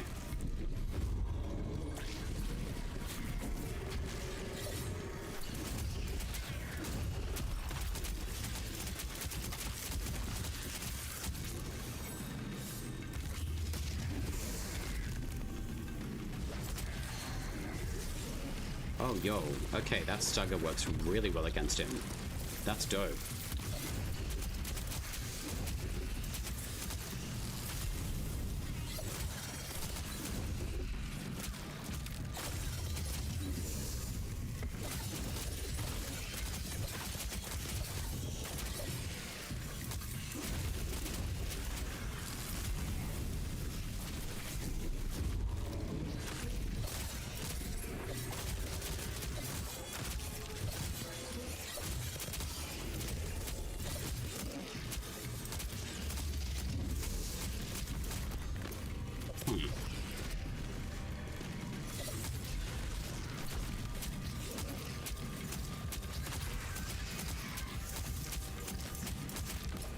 Like that setup.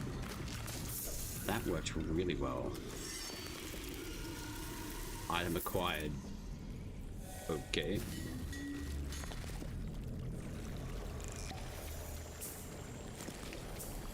Amber rod.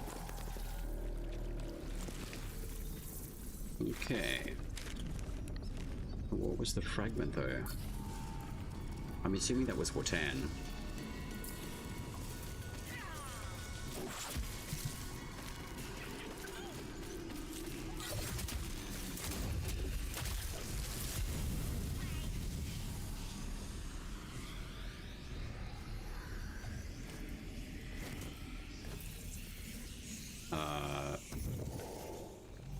Soulgate.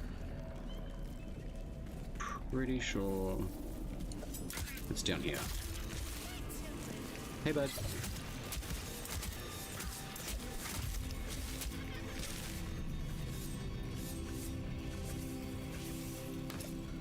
It is not.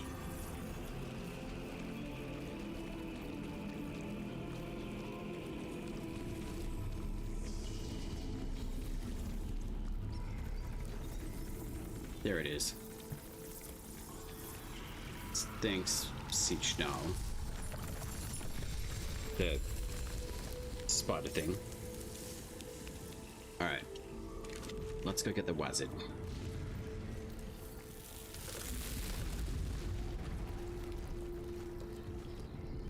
The wascally wazard.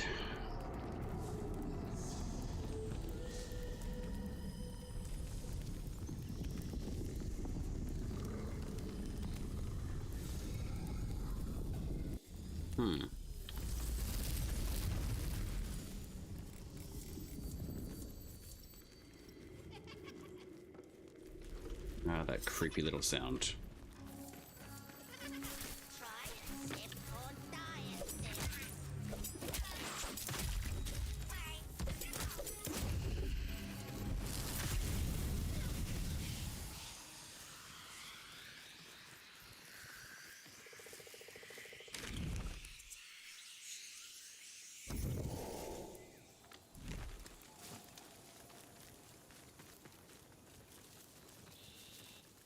I do enjoy these gates though.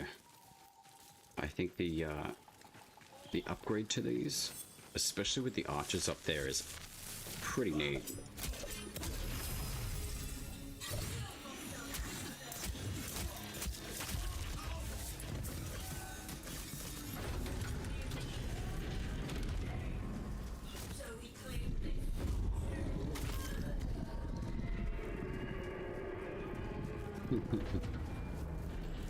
Okay, I think Gathenin is actually starting to warm up on me again. Initially I did really like it when it first came out.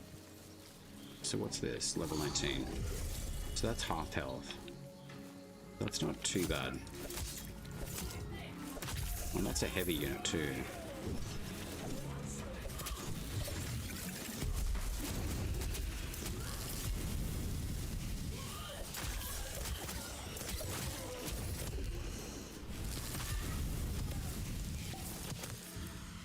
Okay.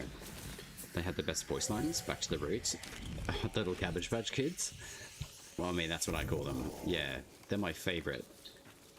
The corrupted apricots. I do love them. Drink, it's good for ya. I do love them. They've got a lot of character. Alright, Wascally Wazard. Let's see how you go up against the Gathenin.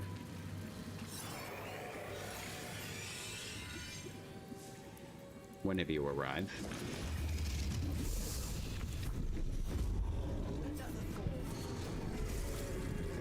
Okay, so the stagger on Torment is a lot better.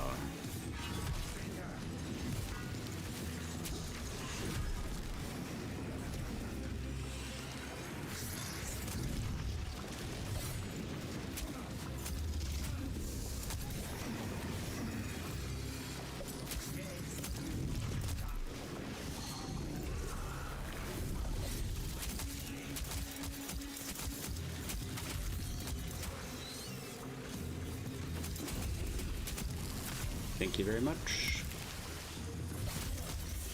I haven't been able to try this rune against the Wraith yet, so this will be nice.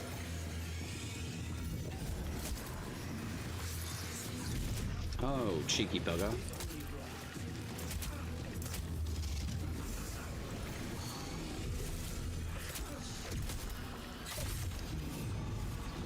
Okay.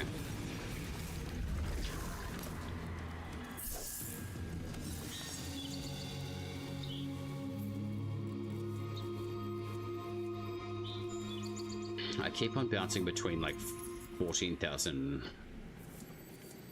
points for the Kid the Kings for the faction experience, and then it keeps on bouncing between max. I do not trust any of that at the moment.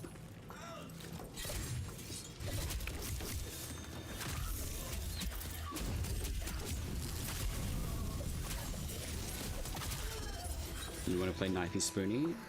Not a problem. Annihilated.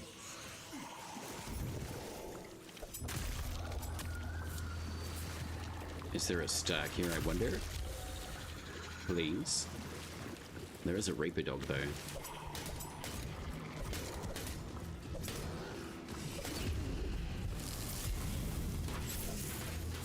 Firebird.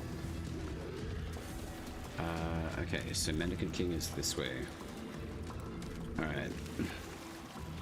Let's go get the Mendicant King.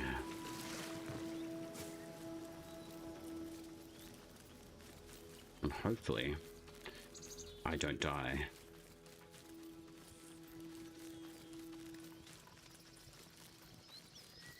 And I really do hope that we get to go see the interior of that castle pretty soon.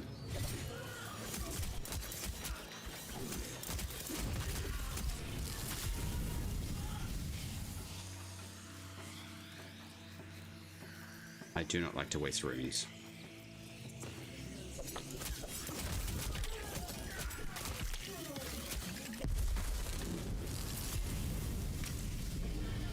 Alright, so that still steals the rune, but it didn't neutralize that enemy again.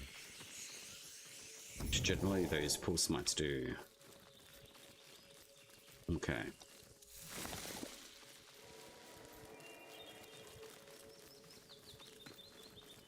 Oh look, we can test our Cathen against this entire encampment. So what are you, level 14? I can't imagine it's going to do too much damage if I use Torment against you, so...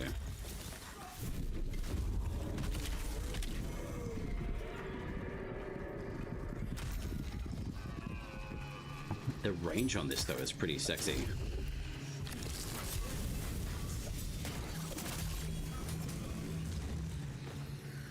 Finally level 26, holy. Yo, that actually refreshes the timer. I did not notice that before. That is very nice. So every hit... That is awesome.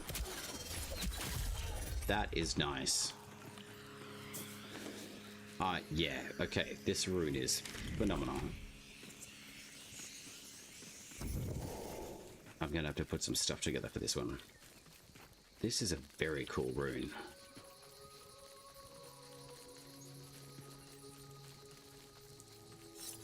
Lightblade's just got a whole lot better. Hex tricks.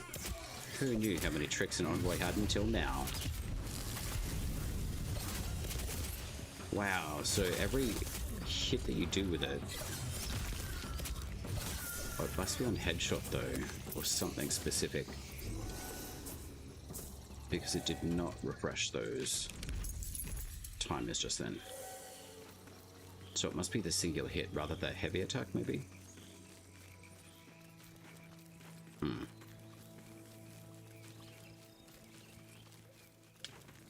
Let's try it again.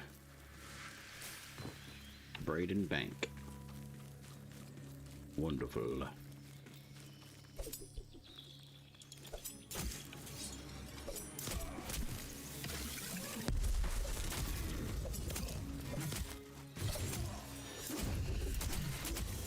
Alright, so steel.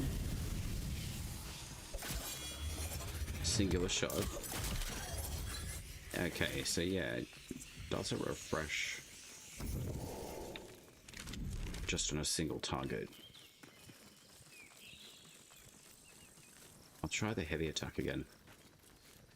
It works really brilliantly against mobs, and most bosses too. Pretty much all bosses, really. Everyone I've used it on today has been annihilated, basically.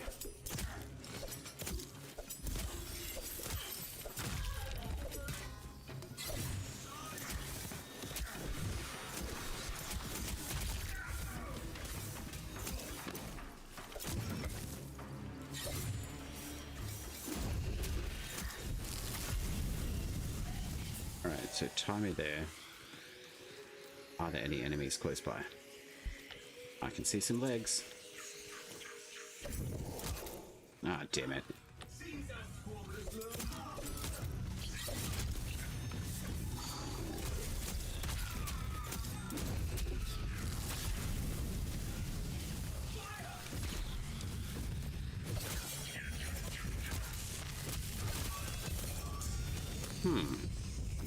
So why are you refreshing now?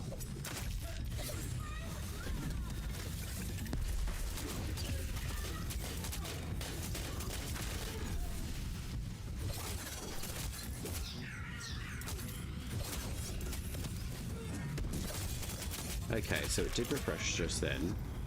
We've done a pull smite there. One hit. Another hit. That refreshed.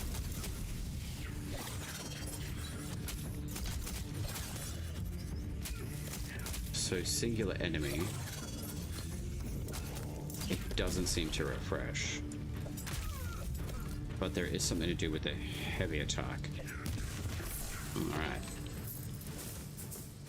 Alright, King. It's time to... Oh. Nom nom nom.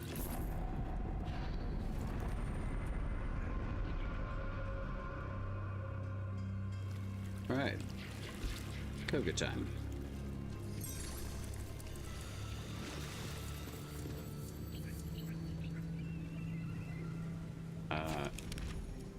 am gonna be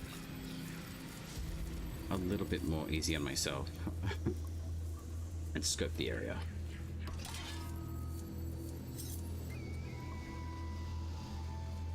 Volumetric fog. Who knew how much more vision you could get without that being turned on?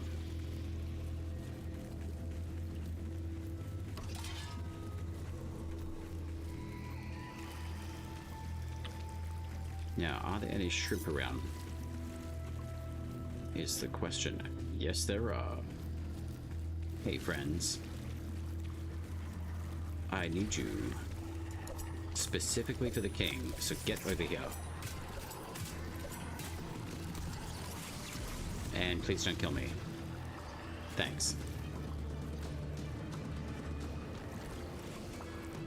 Alright, so there's 3 dudes over here.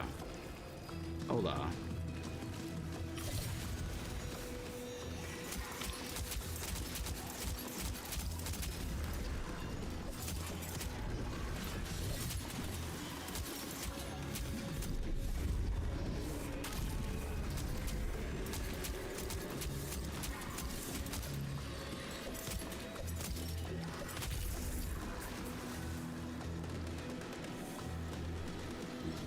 Okay. Alright. Shrimp. I need you over here, please. Come on, pay attention. We've got a battle royale to start. Come on. Over here. Please don't kill me. I'd appreciate that. Alright, so we got the double instance of the Medican King. Look at that range. Alright, King. Or double king. Whatever you need. Wake up.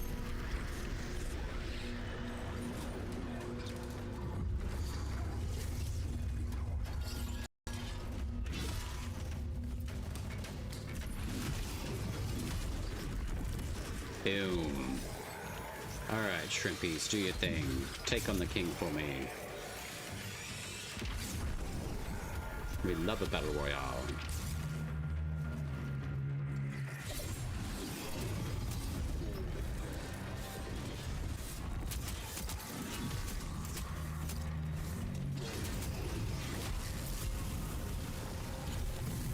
Oh god, okay. Shrimpy, don't help the king. Go against him. That was the whole point. Fine. Yo.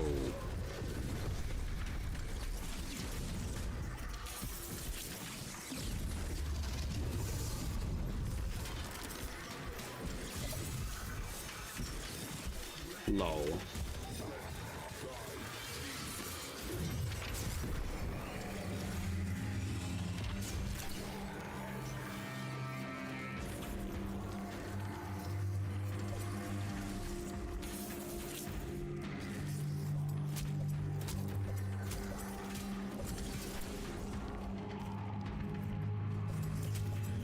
You were supposed to help me. Rude. Please don't kill me. Sweet God. Uh-oh. Eh. Stupid shrimp. They were supposed to help me. My plan went awry. Oh well.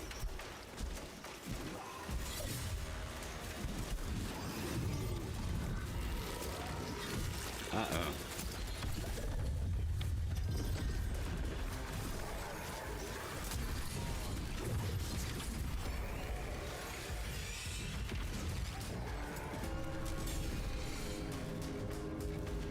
You and your silly bell.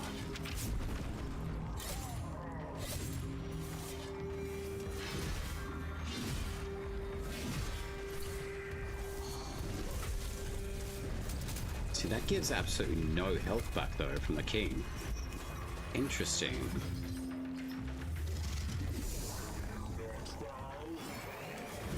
No, I won't bow.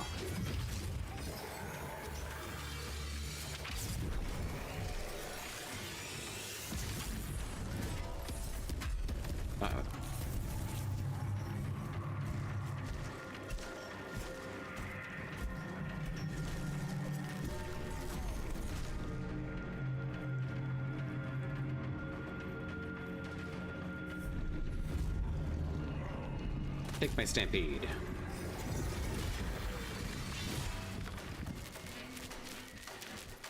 Are you broken? Oh god, you are not broken. Ah! Shit! Okay. Whoa. You cheeky. I've never seen him do that before. Bet you didn't see that coming, huh?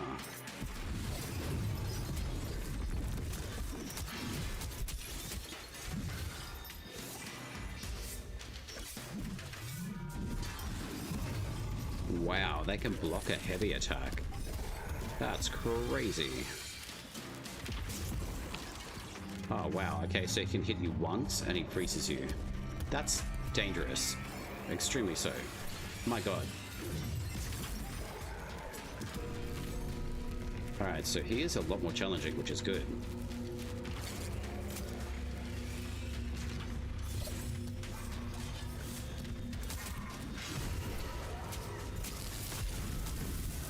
Nice try with the teleport, mate. Okay, that's crazy. Okay, so he does freeze you now with one hit.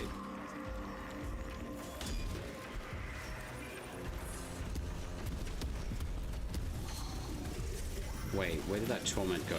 What a waste. Wow, I'm screwed.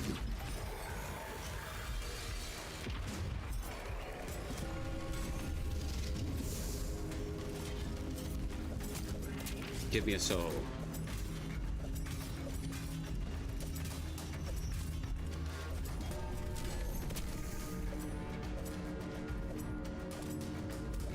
How are they missing? Like, completely.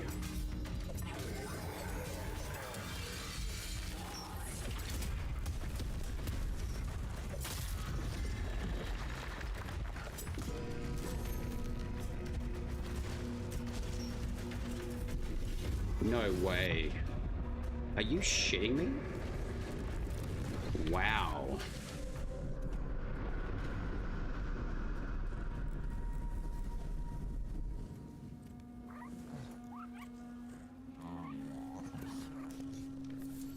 So he puts up a really good fight now.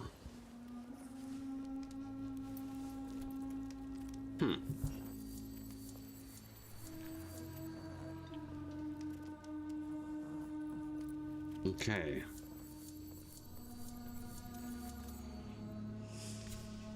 That was pretty good.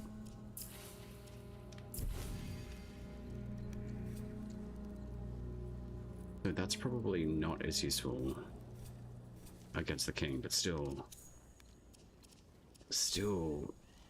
there's some odd feeling stuff with the Koga. It's like your inputs are delayed.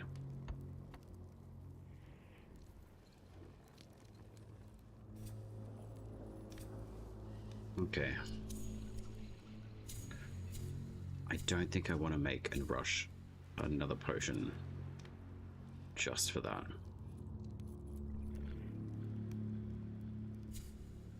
I think what I will change though,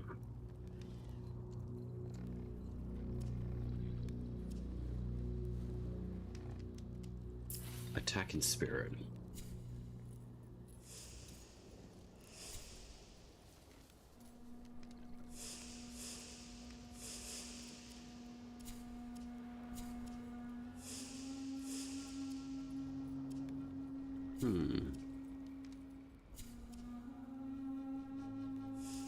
That's actually a really good fight. A bit silly of me to bring those shrimp in, but still, they were kind of fun to play around with. The envoy. It brings us a neighbor? Then tell it we are busy. Have to attend madness? Okie dokie. Enjoy the madness. Okay.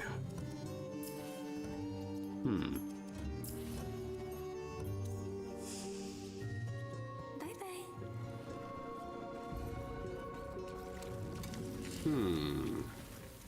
The continue after.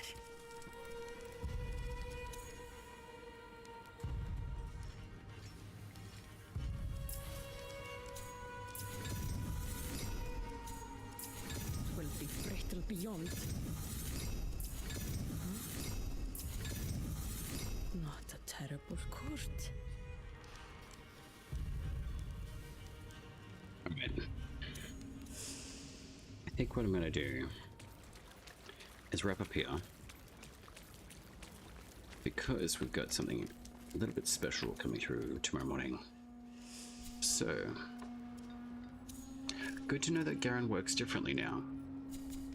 Like, in a good way. I should probably do more increased maximum life.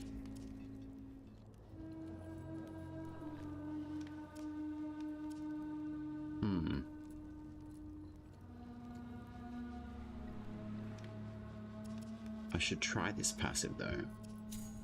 So I think I'm going to try that tomorrow.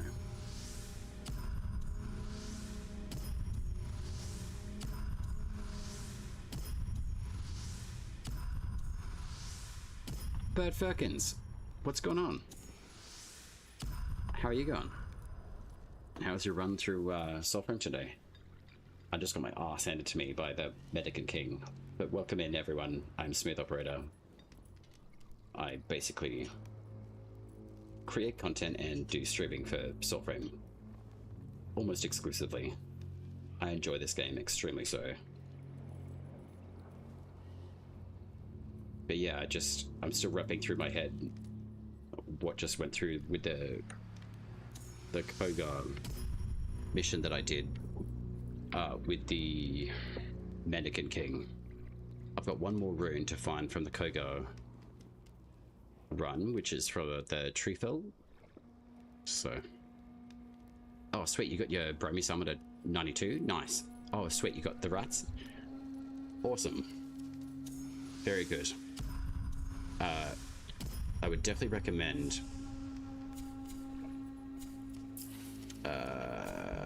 where is it?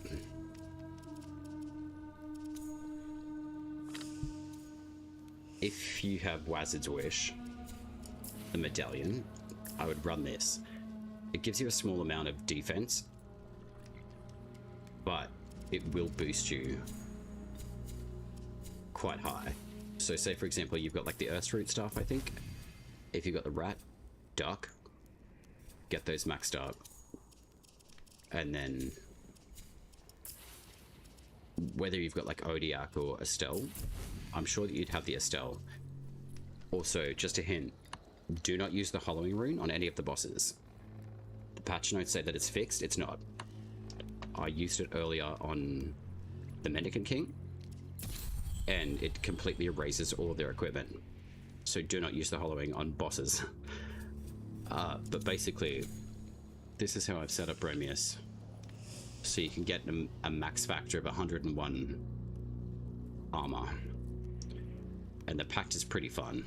So I've been playing around with the Birchie systems though too, so I mean you could pretty much like bank all of your points into courage if you really want.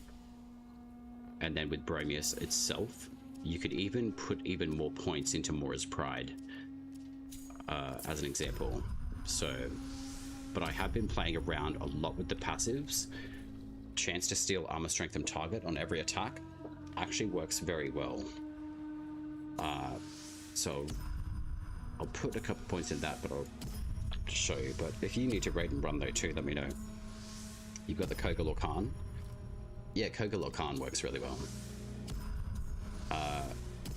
Pretty much everyone runs that one, I would say. You do have a couple of options for the Kogalor Khan. This one, it gives you attack and courage, which is good, because that's how Bromius basically fuels more damage output.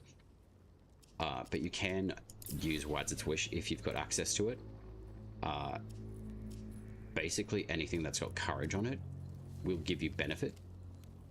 Paragon Parapet is quite good, but the overall statistic for your armor rating is basically how Bromius runs basically.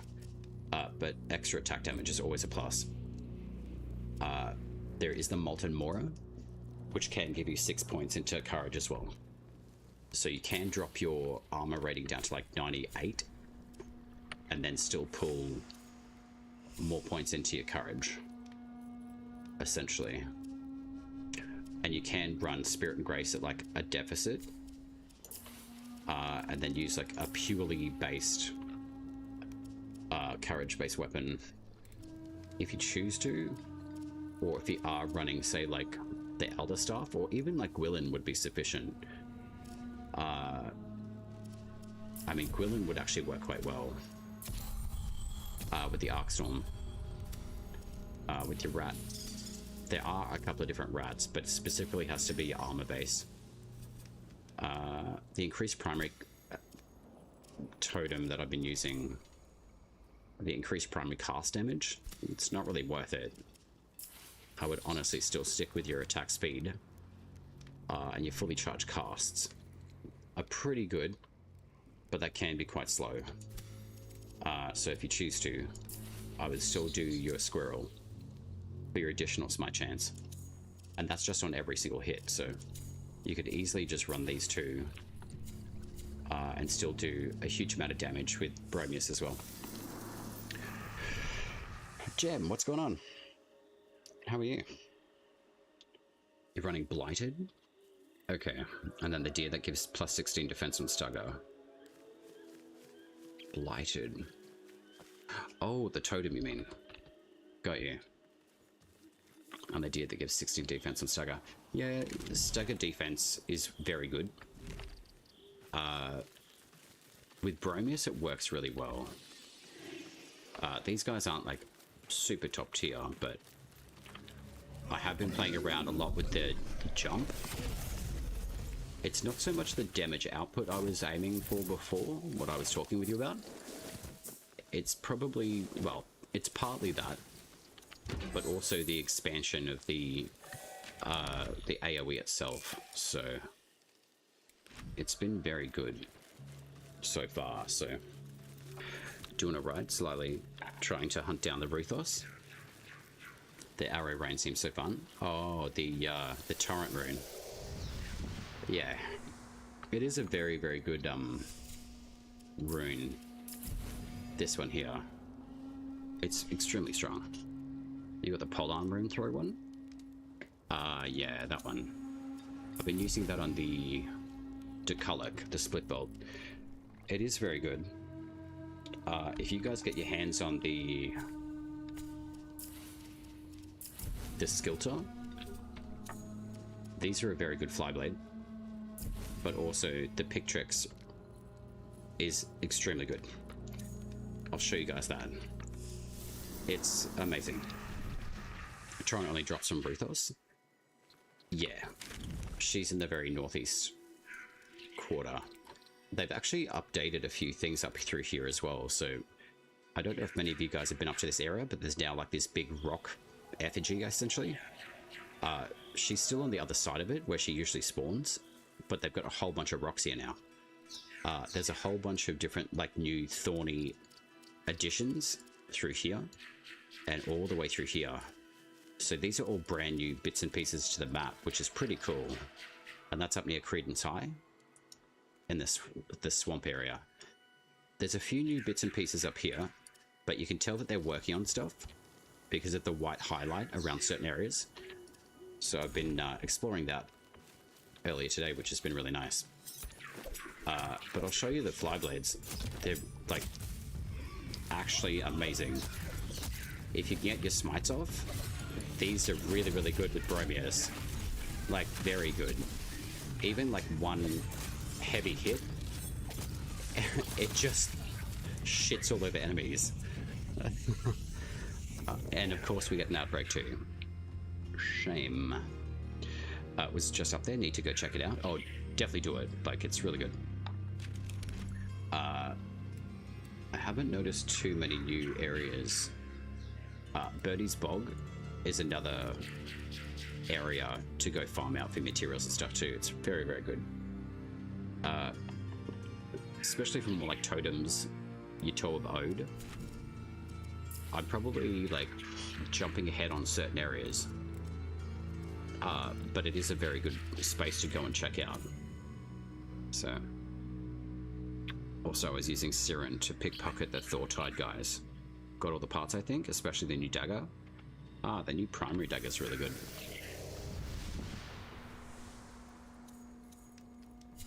Very good. Where are we? This guy with flit smoke, it's very good. I think I was actually using that with, yeah, Tempest. I'm still very wary of how the virtues in the UI update themselves. So I always double check whether or not they actually spawn correct numbers.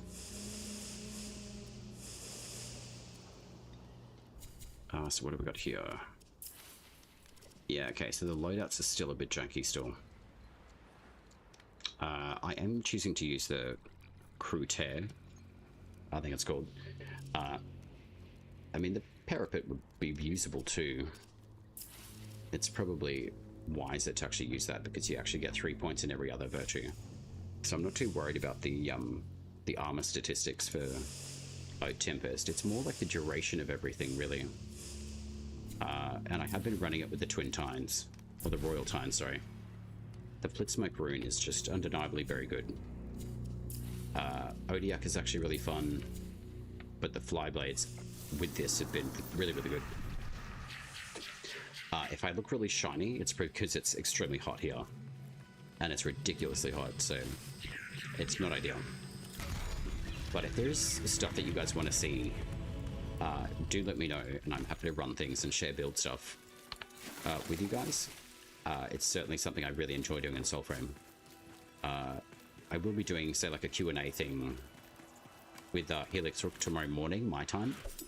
The schedule is on Twitch. So if you guys do want to come in, I think I've got a schedule for about an hour. We can go a little bit longer. It depends on the time frame for Helix, though, too. But she's been very, very lovely and said, yes, I will answer your 5 questions. So that's all I'll pretty much say for now. But essentially the premise of it is, like, what is Soulframe? So if you guys are interested, like, more than happy to, like, hang out and just, like, have a chat, basically. But yeah, I'm very excited to do that. And I've asked a few other streamers and content creators if they're interested. And it's been a really good response, so I thought I'll chuck that together for tomorrow morning with Helix. Because she's been extremely lovely since we've met each other through Soulframe. And she's been extremely helpful and extremely knowledgeable of the game. So I came in at Preludes 8, I'm pretty sure. So it's been a very good experience since then. So how do you have your Flyblades built with the Pictrix ring? Oh yeah, I'll pull that up in a second. It's mostly with the squirrel for the smite chance. Smite chances are very up in the air. Like, there's no real way to kind of guarantee how many hits will basically give you a smite. But I do generally run squirrels pretty much for every single build that I run because of the smite chances. It's additional to the actual smite on the actual weapon. So if it's 7 in 100, I'm assuming that's like 7 hits in 100. This will help with that. But I do find that Skilter runs, like Flyblades as an example, Skilter runs relatively pretty good, but the Precleys generally run very well. So that's why I can choose a little bit differently with the Precleys, because the perfect orbiting Flyblades totem for the duck, the ambling, they actually operate really, really well. The voltaic damage output is still pretty good, but I mean, this rune is phenomenal. I'm surprised it didn't actually change anything flicking between these runes. So if anything, it kind of would have been nice to see have more utility, but I think that would be extremely unfair considering how active Pitrix is with its smite application once it's applied, and all the pull smites that you can get from the messenger is really good. Like, it's phenomenal. The orbiting flyblades reducing enemy armor is also something I've been using because of the armor ratings of bosses, just enemies in general within Koga. I find even just a small reduction will open them up a little bit. And then stagger on aerial and throws is something that I've been using. So what that means is if you jump up in the air and throw like a flyblade, it will give you a little bit more stagger chance. So I've been testing that a bit, which isn't too bad. But the defense against stagger is still very good. And there's quite a few different totems. Like the Thumper is interesting of all for flyblades. Like parrying removes 20 armor. Physical armor is always a good choice. Ducks with the magic armor, always a good choice too. I've just been playing around with really strange runes, which are fun to use, but I generally play with like more of like the guaranteed setup runes. Even though that smite isn't necessarily like an absolute guarantee, for 9 times out of 10, depending on the smite chance on the base pace of the weapon, adding the totem in there as well. I wish I had more numbers to give you guys on the smite chance applications, but overall this has been working extremely well. So you can do like attack speed if you choose to. I mean, even slowing enemies with the duck rune totem, the airling is really good. Stagger on primary attacks is useful. I find that the armor reduction in the totems is generally pretty good. So I run the slow on the flyblades instead of removing armor. I just think with the way that the armor works with the levels of the enemies, I still feel like it's a good idea to run armor reduction, because then you have more chance to be able to apply your damage directly to their health. The slows, don't get me wrong, like they are very good as well, but I find utilizing in tandem, if you have access to a bow, even say like thistle bow would work really well, even though it's like an absolute starter kit grace-based bow. I do have it switched over courage, so if that looks confusing, it's not me, it's the UI not upgrading the attunement symbols from grace to courage.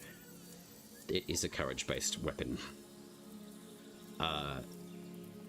Even having a bow, any bow will do. You can actually run a really good synergy of armor stripping and slowing enemies as well, and it basically will freeze your enemies in their tracks. So let's go with a shoulder. This is actually quite a good pack to use with any bow as well. Very, very good. But with the torrent rune, if you have access to it, it is very good for another reason, that the fact that it gives you 2 attack slots, but the arrow hail reduction of enemy armor by 11, don't really know how that actually applies. If it's like per hit, which I'm assuming it is, the arrow hail slowing enemies movement basically freezes enemies, and then I just use a bit of like magic armor or physical, and then always additional chance of smite. Until I see that change, I stick by using the smite chance in the utility slots for these weapons. So I have to raid and run. No worries, my friend. Thanks, Bert, for dropping in the raid as well. I appreciate you jumping in. It's awesome to see you again. Love your face and have a good night. Thank you. Do you like the the love heart? Yeah, hell yeah. I'd love to do a run with you too. It'd be awesome. But yeah, definitely go and rest and sleep and do all the post-game things. Health is wealth. Jam, they should have it in the UI where if you have it attuned to a different virtue typing, you have the original crossed out in Parathesis and the real one to the left of it. Do you mean like with like Tubal Cain?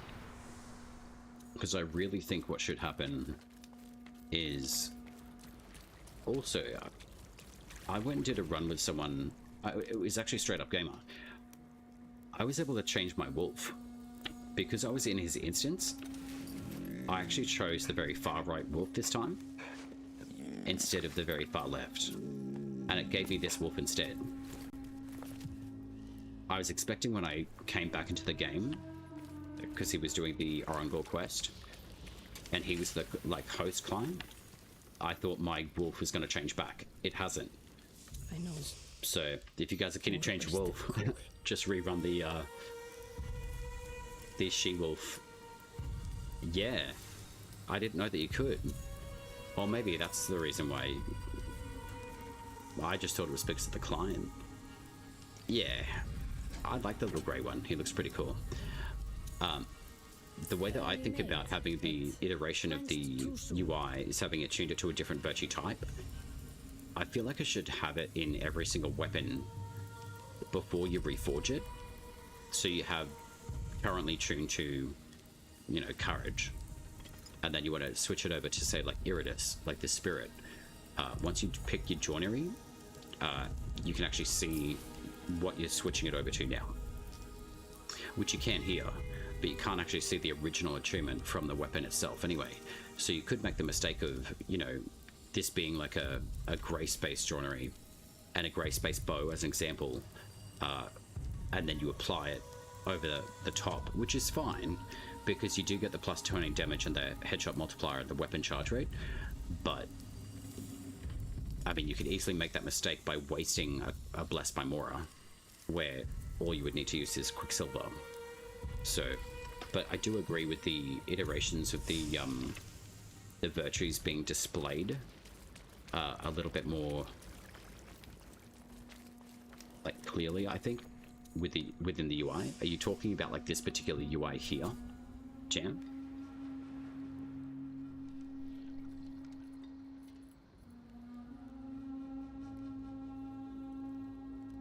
Or you have the original crossed out? Yeah, I mean, I could see that, but I think if you're just switching attunement, it makes sense. Just the UI when you're looking at the weapons damage types, like this one here. Yeah, I mean, I can see that, but it'd be kind of weird to like reattune the Paragon, for example, to like just courage. And to be honest, I haven't actually tried seeing if I can shift the attunement of this, because it attunes to all three virtues. I don't think that you can. Whereas, say, like Rib 2 is like a grace-based attunement. I actually prefer grace rather than the actual like icons, to be honest. I do like the icons, they look nice. But I do prefer it saying, you know, attuned to courage, 2-star rating, etc. But you've got your 2-star up the top anyway. So, yeah, I found that was an interesting, like, mini shift, I would say. But yeah, I can show you, like, the torrent in a nutshell. It's very good. I am going to take the Skilter, and I have been playing around with the... Where is it? I've been playing around with Garen. It's actually growing on me, surprisingly. Actually, we can probably take Garen. And the bow. And Skilter. There we go. I'll just finish up running out Garen Rude. So Sympathy, Avoided, Akin. These are all three that I always choose.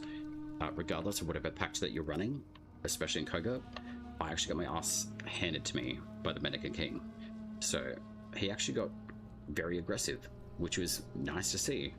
So he's not as easy to take down as much as I thought he was going to be. So he made a few mistakes and he capitalized on it. So it was actually quite nice to see that.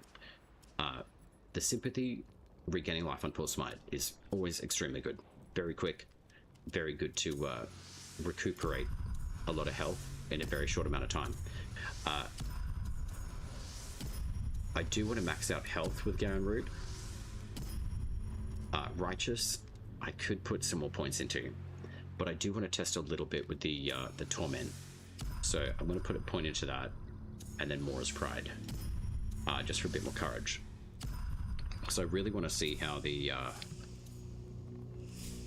Torment is now seemingly a little bit better.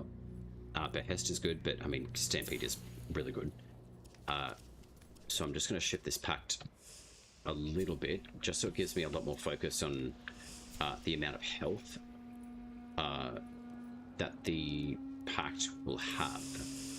So the reason why I'm doing that is because essentially with the, I think, Preludes 12 update, Garen's Pact got shifted around a little bit, and it's based on the amount of maximum health pool, but also the level and health of enemies. So it is level dependent as well.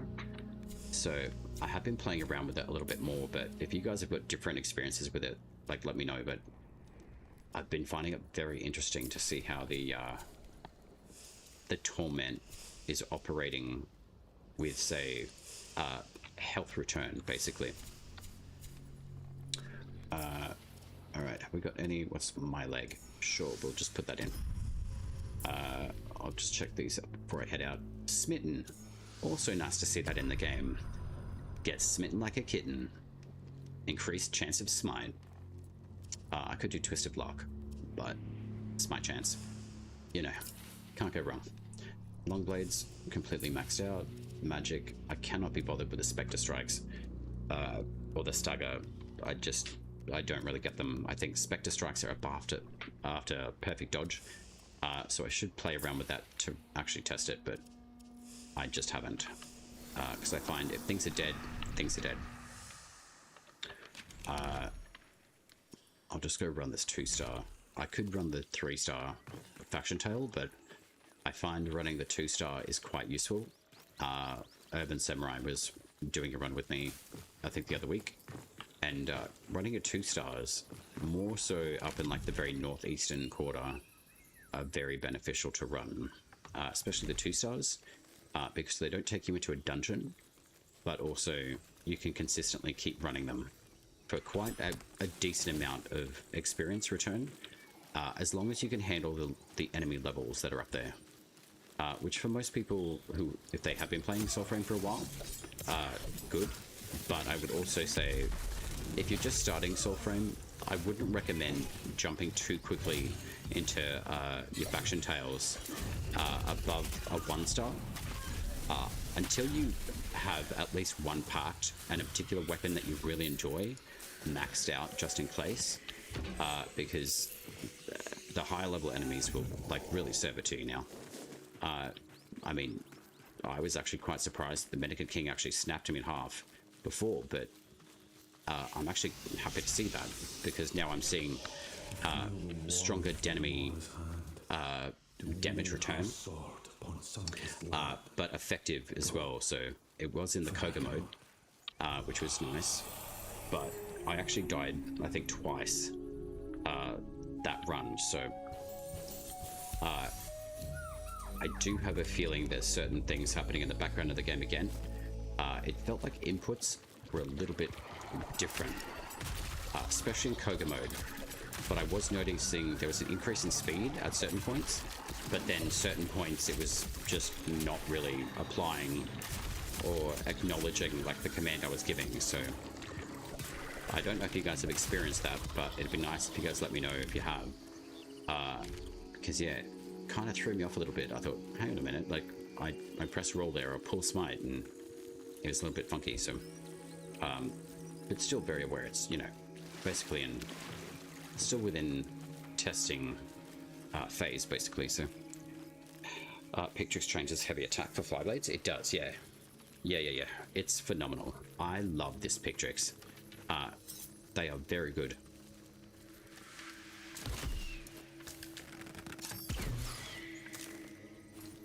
If I can get my aim properly.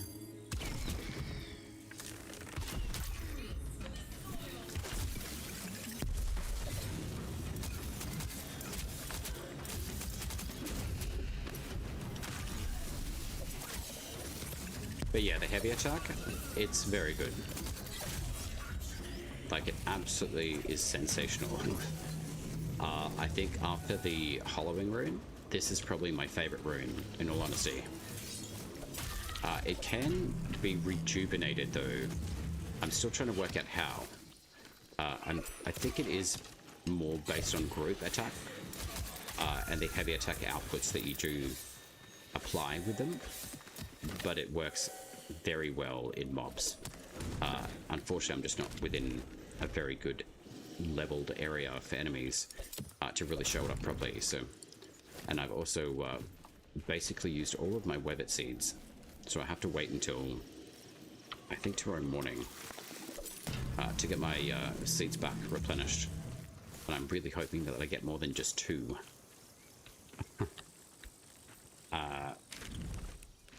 So what have we got? We've got to go find these other minstrels.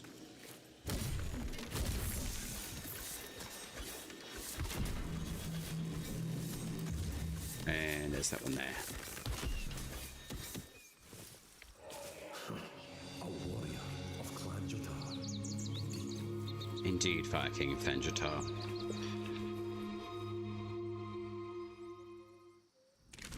But Pictrix is extremely good. I really enjoy it. I am going to go see Fanjatar though. Because what I have been noticing a lot with the faction experience, it'll either say it's maxed, it'll say it's got this amount, it'll say another amount. It's very janky at the moment. So I do want to double check and see exactly how much experience I've got, because I am aiming to get a particular joinery for a particular setup I'm looking to build.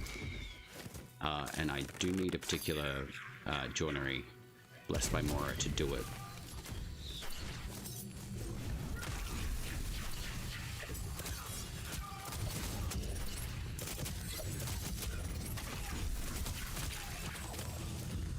Yeah, this particular rune setup is very good.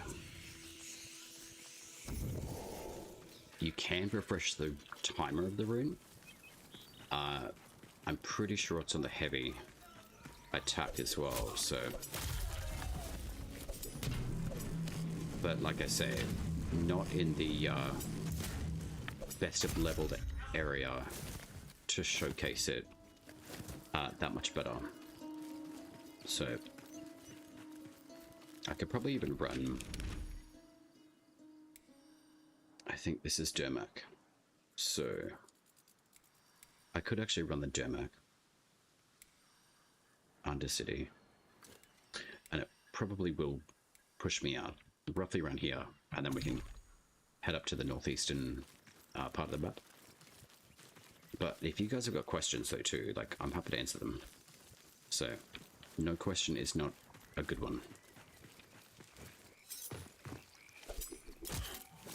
Lunch breakers over friends.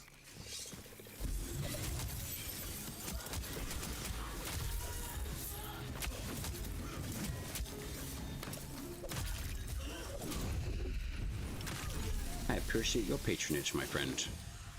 Alright, let's go see Fanjatar.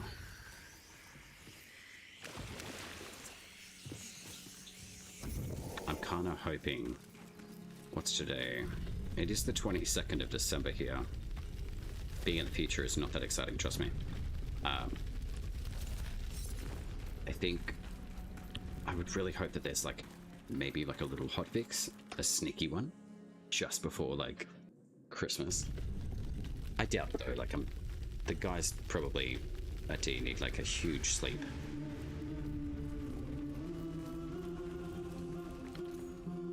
Soon shall I Ben, what have you got for me? So I got 14,000 experience. let you have Or faction rep at least. So I need, god damn it, 2,000 more? Alright, well 2,100. That's easily done. But this is the particular Feybolt Blessed by More that I need. Wait a minute. true courage is always rewarded. Sacred Shimmer. You have changed. That looks really nice.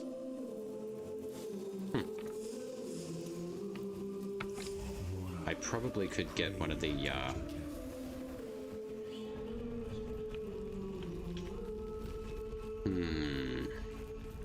I'm just trying to think of which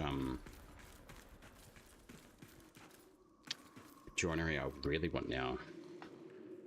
So I do have plans to change one of the magic weapons over to Blessed by Mora, so it's a courage-based attuned weapon.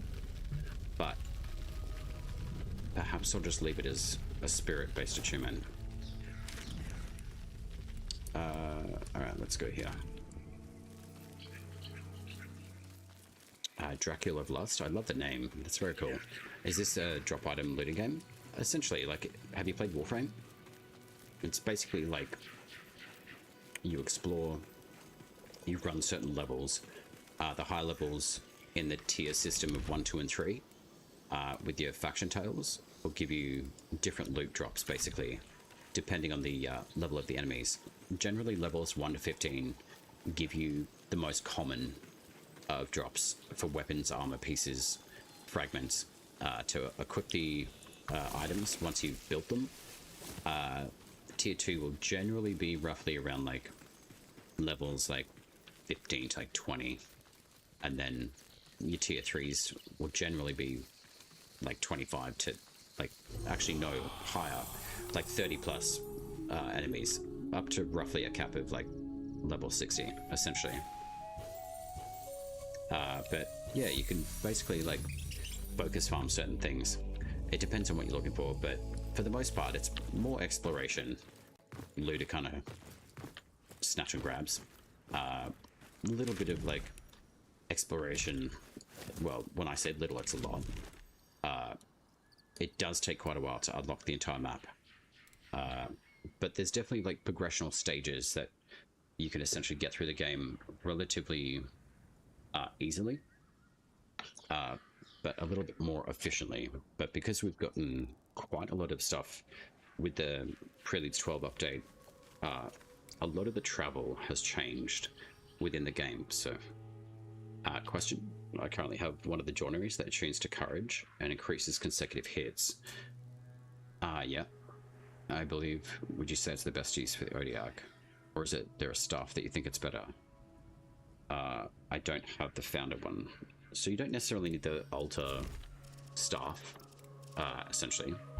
But if it's the joinery that attunes to courage and increases consecutive hits, honestly, I would put that onto the Odiak.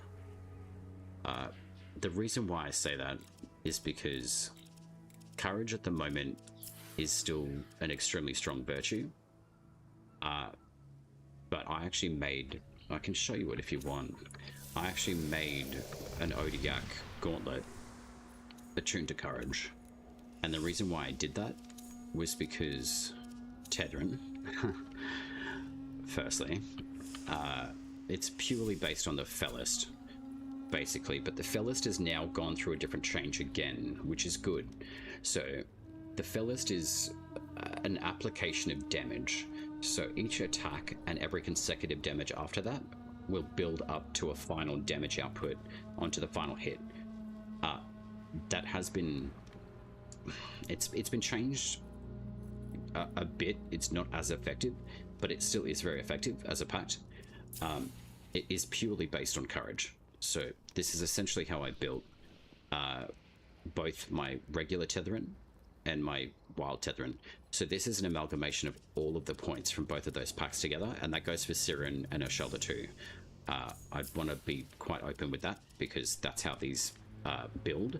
So you've got like your prime version, which is like your wild, but then you've also got like your base pact. So both of these in tandem will work together to have even more points for you to distribute between the pact, which is really great. For the base packs, Garen, O Tempest, Mora's Hand, Orangol, Bromius, until they get a wild version, they will stay as they are. But I'm sure that any future iteration of another wild version of a pact will give you even more points to play around with. So inherently it gives you a lot more power. But I will show you I just want to like fix up the fashion on this. particular setup because it was Smoothbitz. very green, and I did not like that. Something I said. I'll whip out the Odiak, and it is courage based, and it is very strong. It can be used for like a different arrangement if you wish to. Say like you can use it with other packs. It's not specifically just for Fellas or like Tethering, but I wanted to make it courage based because the consecutive damage is really good, but the throw distance +5 is also very good. So it's a Feybolt blessed by Mora. And I was thinking about doing the same to the Estelle. Its smite chance is 9 in 100, which is not too bad. The stagger is good for the Odiak, but the also very specific thing about it is the voltaic damage output that it has. It's the only weapon in the game that has voltaic damage. So Odiak is very, very good against a lot of different enemies within the game at the moment. The arcanic damage, the magic based damage is quite good, but Odiak still, because of its voltaic output of damage type, is extremely strong. So the reason why I switched it over to courage is because it actually gets a higher number value from courage as well. So there's a few reasons why I decided to make a courage based Odiak, but also because of the grounded, increasing casting speed when standing still, and then even further on top of that was the totem base. Where are we? The attacker casting speed. So just on your basic attacks alone, you can basically turn yourself into a railgun with the Odiak. So I'll showcase that for you guys as well. Don't worry about like the downward numbers, like they're just not, the UI is very janky still. So I've got the right amount of virtue. Clearly at 37 points. That's a bit overkill in my opinion. Like I really don't need that much. I think it's a cap at around like 28 points of courage virtue points as well. So can you max out wild and regular? Yeah. Like any packs that you get, max them out. I would not max them out. It's a bit wasteful to just only max a little bit and not get the full value. I would say like the experience that you earn, it's just like Warframe. It is beneficial to max out a weapon, a pact, anything that you can level or create a bond with is very good. So it's just like Warframe. The very first time that you max rank it, that is the maximum amount of experience that you'll get from that particular item, and then it will basically just give you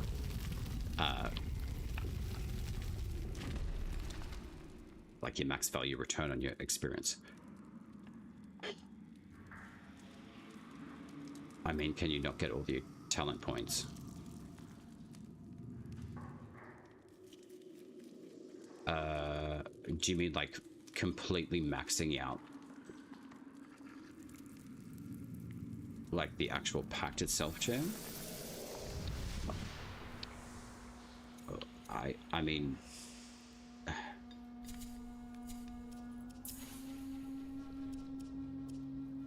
it'd be a bit overkill to be able to do that. I mean, you need what, like 2, 5, 9 points? I think that's 7. So you'd need like 16, my pardon, 20 more points. I think that would be 2 more points. So 22 more points in totality to completely max out these. Keep in mind, like, there's got to be balance to the game. So being able to completely max these out, you would be getting astronomically stupendous numbers in your virtues. So there's got to be a balance somewhere. So no, you can't get all the talent points for the packs, because I think that would be unreasonably underbalanced for this game.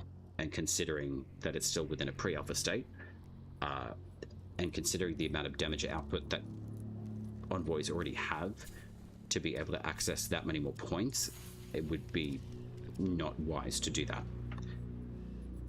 So if that's like clarifying your question, I hope it does, because yeah, it does not make sense to be able to have all of your points completely like 100% maxed out. It wouldn't make sense to do that. There needs to be a balance within this game, and if you had access to be able to do that, that would be, yeah, crazy.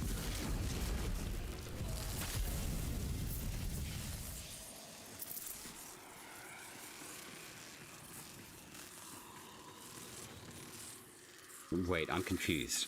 You said, sorry, I mean you cannot get all the talent points. No, you can't. Max them out? Do you mean the points base or the bond jam? Because you've got to, like, once you get to bond rank 30, that is maxed. So, do you need more clarification on how the points work, or?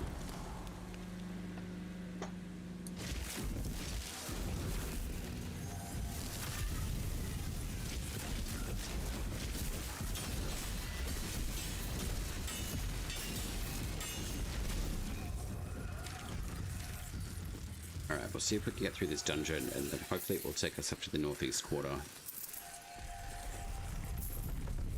Hopefully.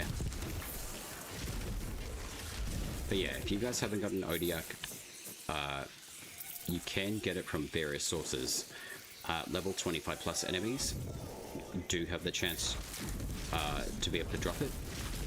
The Nimrod from Marda, but when she comes through with Nimrod, he's got an opportunity to chance it. The Dimrod, or like the Discharge Nimrod, if you are up to that area of the game, to be able to take on the bosses all the way through the world map, he has a chance to drop them as well. But the Odin Basalkum, funny enough, those big old tanks do have a rare chance to drop the Odiak as well. So, and that's the fragments of that weapon, and I believe it's roughly 2 fragments, I'm pretty sure.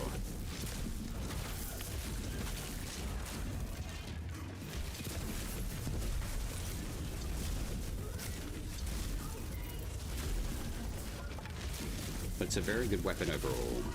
Like, it's extremely strong, and the speed that you can get with the totems, especially the squirrels, are very good. But even the passive for Odiak is very good. Within the combat arts itself, grounded, being able to just stand still and just ramp up your damage output, like dead. Granted, these are like level 14 enemies, I get that, but it's more so for the showcasing of the ability output that you've got access to. If you've got it set up the right way, you can definitely smash out a stupendous amount of numbers very quickly.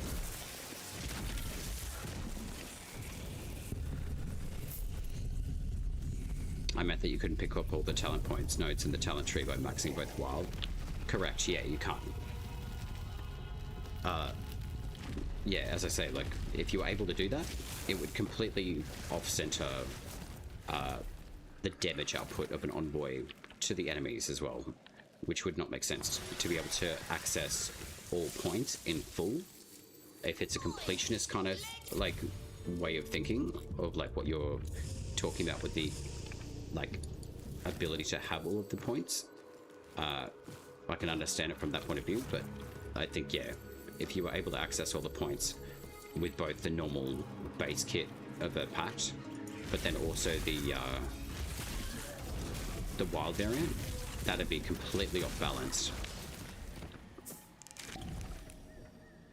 I know, the map's bugged. Lovely. Alright. And it didn't take me where I wanted it to either. Unfortunate. It was relatively close though. But I mean, we can go see if Mother Spider Orb is available. I'm sure she is. But I am a little bit dubious to go do another Kogar. I do need to go save some crafting materials for later.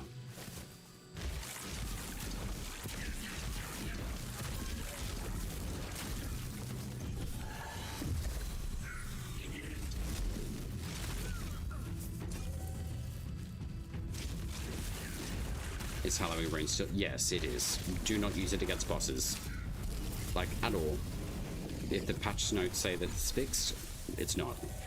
I used it against the Medican King earlier, and it completely wiped his entire kit. So that's something I'll have to be putting together and letting them know. Because the Halloween Rune is really, really fun. But yeah, if you go into Koga and use the Halloween Rune, like, you're doing yourself a disservice. It will just erase all of his drops, which sucks.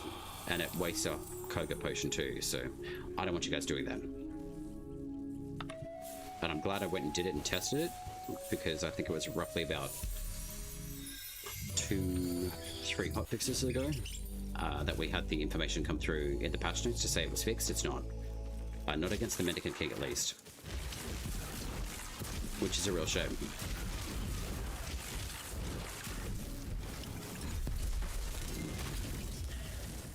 Alright, is there a Basalcum that still hits around here, or no? Maybe not. I'm used to hearing a click, click, boom up this way. Every single time. It was a pain. But yeah, I think with like, Halloween Rune is really fun. Like, use it against your ads and stuff for sure, but don't use it against bosses, especially if you're in Koga. If you want to test it and try it, be my guest, but I wouldn't recommend it. Not yet.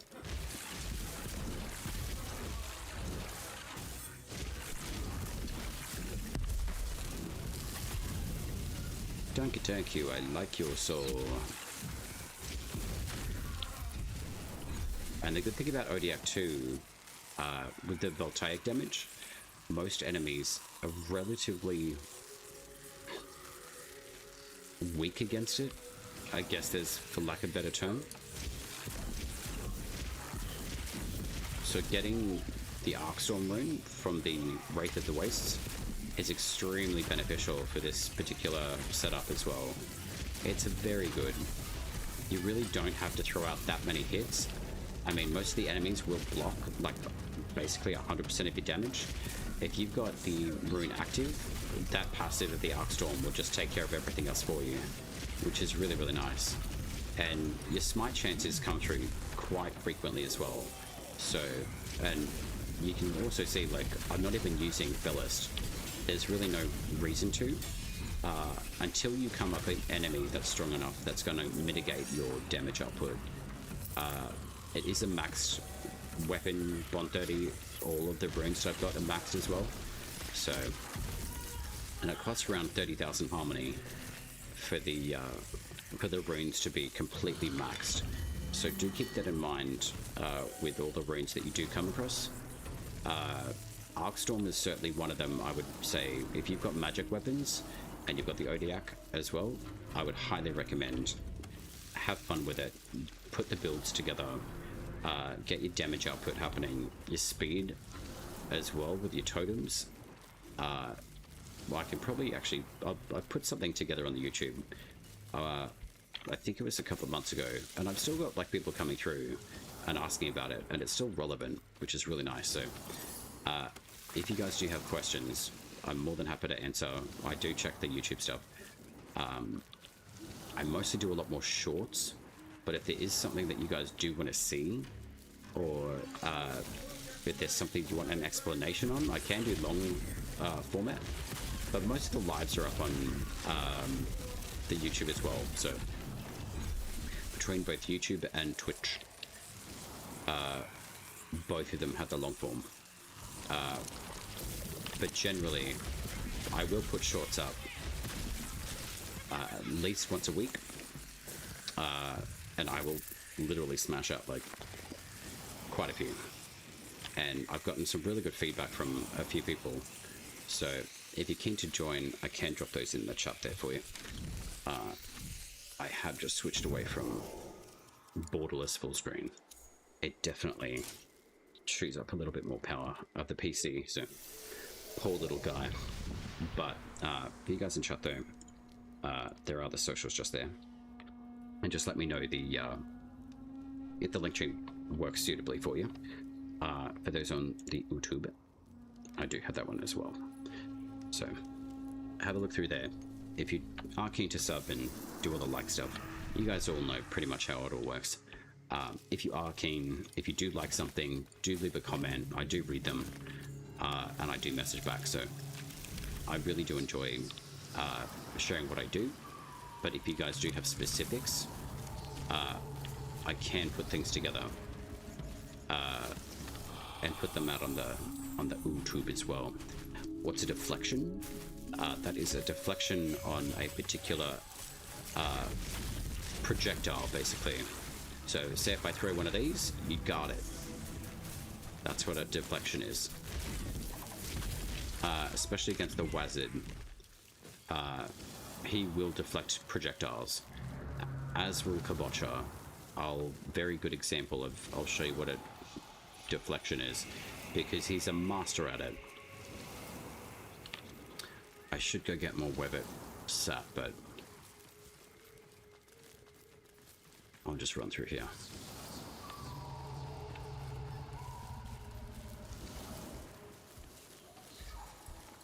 That should be enough for another Kogar. At least 2 more. So I'll just quickly go check and see what the counter is for the Verminia. Bonsoir. Comment ça va? Indeed, French lady. Indeed.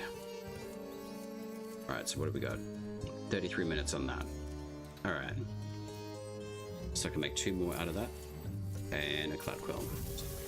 Perfect. Bring us back a morsel next time. Sure. Palette is so very dry. I do enjoy Verminia.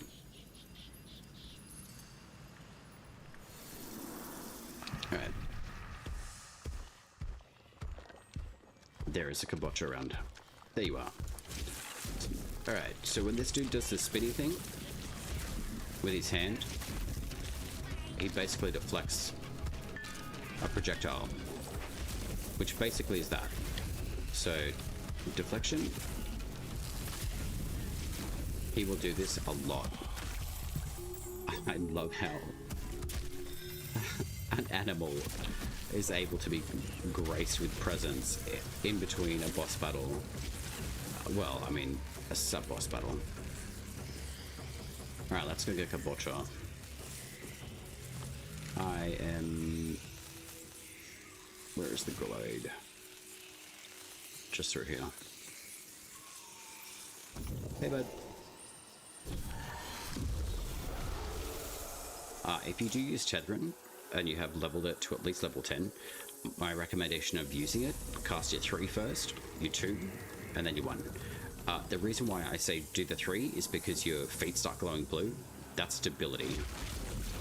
So basically it's kind of like prime short-footed, the odd boy. But Jam, this is what the deflection was. Me just throwing all of those projectiles, and this dude just sending them back at me. That's what a deflection is.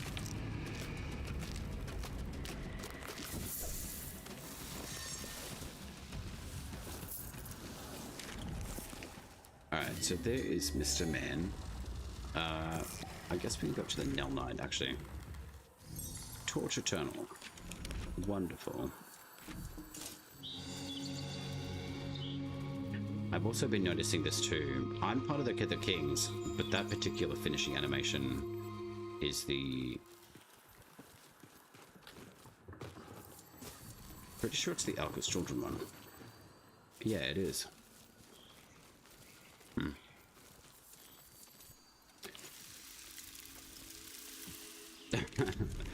That's not bullying, that was just easy. That's what I mean with the Odiak, like, you honestly don't have to use Fellist. Unless it's like against an enemy that's really tough. That's when I'll use it. And I will just blast through the defenses with the voltaic damage of Odiak, and it will completely waste them. So attuning to courage was a really wise choice. So I did build a second pair, so I still have the original spirit-based pair of Odiak, but I really enjoy using the courage attuned version. So I'll show you what it can do. Like, it's insane.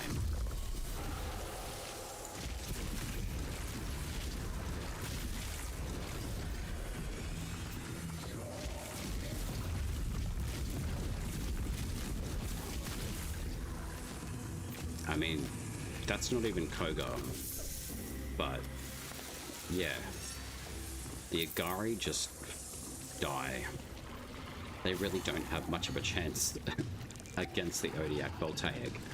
So that's another reason why I really enjoy the Odiak, because of the Voltaic damage type. Sharp damage is predominantly most of the weapons in the game. Blunt damage, the only one that you can truly see it on by saying blunt damage is the Rook polearm. Where is it? This UI. I can't wait for it to change. Just all of those pop-ups all the time. This one here, the Rook. It says attunement is your spirit, but the damage type is blunt. I assume though too, with the Bog and Myrtle, even though that their damage says sharp, I assume that's for the sword, but the shield itself has extremely good knockdown. The Oran Umber is really, really good. The numbers are a little bit higher for your Oran Umber, but I do find, even though this is not up to level 30 yet, and it is blessed by Mora with a courage joinery, at rank 30 your Oran Umber is attack damage of about 123. Bog and Myrtle at rank 24 with the courage based attunement joinery on it is at attack damage of 123. Your smite chance is 1 in 50. This is 1 in 20. So this does technically have a better smite output, which is good. But the Bog and Myrtle I have been favoring a little bit more. I think it's probably more so for the aesthetic than anything. But it is very effective as a courage-based sword board. So the reason why I switched it over to courage again was just because just at present, courage virtue is basically what everyone's basically using. I shouldn't say everyone. Most choices are being pushed towards courage just because of the present state of the spirit and the grace attunement, the virtues, but I'm sure that will change quite soon, which is good, because I would really like to see Pacts really benefit with range, but also the duration of abilities again.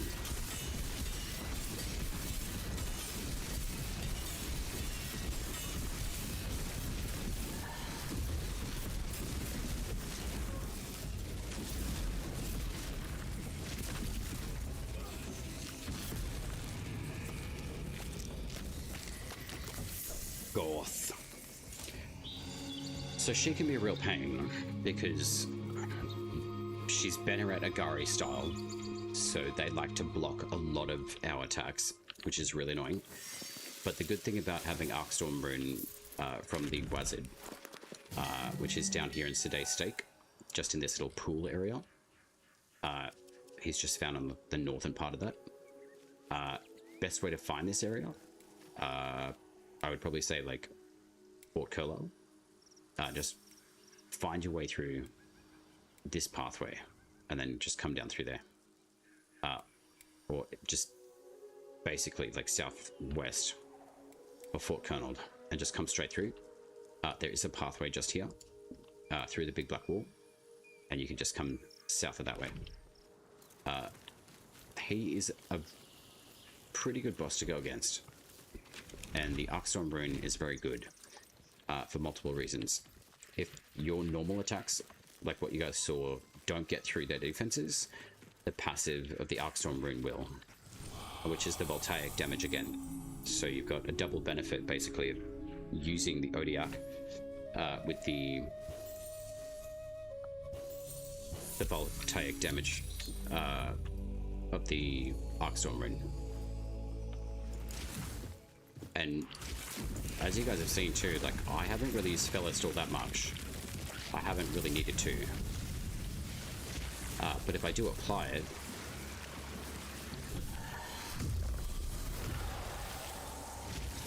I'll just get rid of some of these baby spiders, because I feel like wasting a Felist on them is really annoying.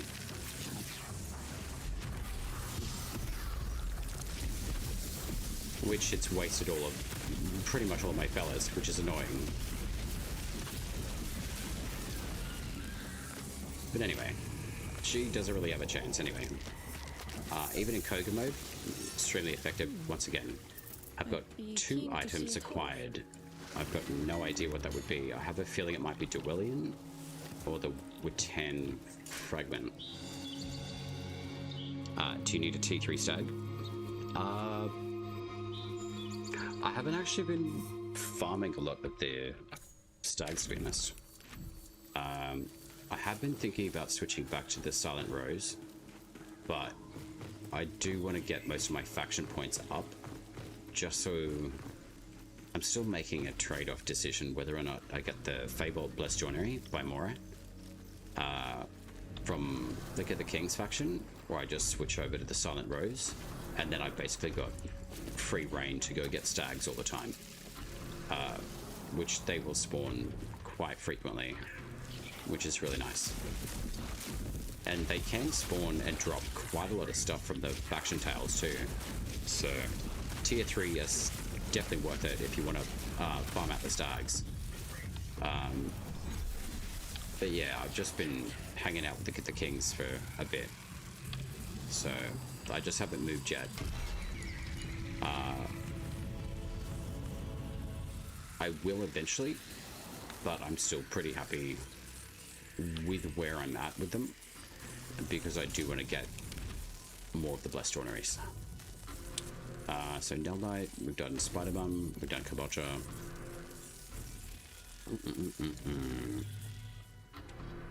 So I don't think our sieges are up yet, to be honest.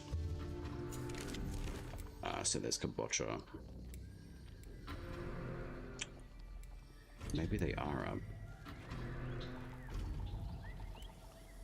Yeah, they are. Okay. I guess we could go do that. But I still gotta wait in my pool. So I'll just go do this T2 instead. You're AFK? Oh no, don't tell me that you're AFK. You'll get in trouble for being AFK. They're marching pounds over my head. An army blight on stolen land. Let's burn some castles. So what time would it be there for you guys? For most of you guys in chat, like, it's about 8:30 PM here in good old Soulframe.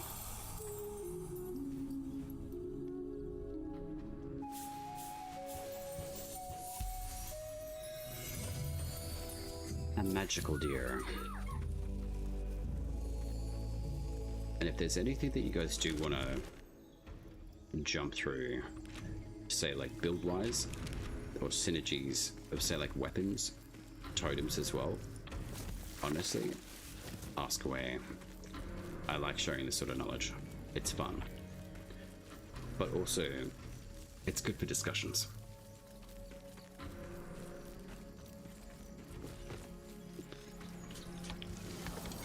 Alright, Rabbit. Where are you going? Come here. Or just completely drop off the face of the planet. Yeah. That's very strange. Have you guys noticed that? Like, the bunnies and stuff will just completely disappear in front of you. And not in a magical hat either. Ah, we have an advertising break. Excellent.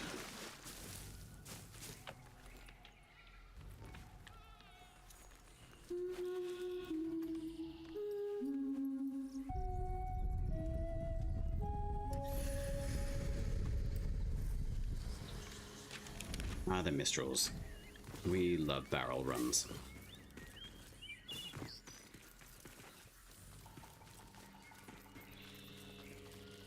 I'm really hoping that it cools down tonight. It is extremely hot today. Well, even this evening, actually. Like, our humidity is absolutely sensationally hot. I forgot about this place. so they've finally got a tunnel through here. Wicked. Okay, so this is a Nathan's area, is it? Nice.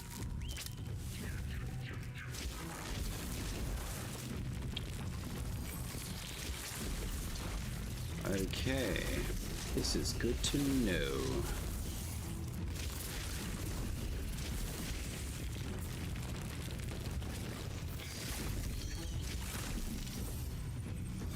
Okay, so those souls from those spiders can get stuck in the ground still. Okay.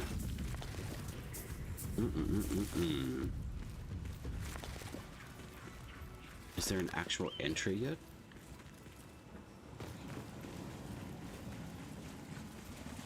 It doesn't look like it. Okay, so how far in does that bring you? So come down here, all the way through here, and then underneath. There's got to be another entrance coming through somewhere. Because that little tunnel entrance was not there before.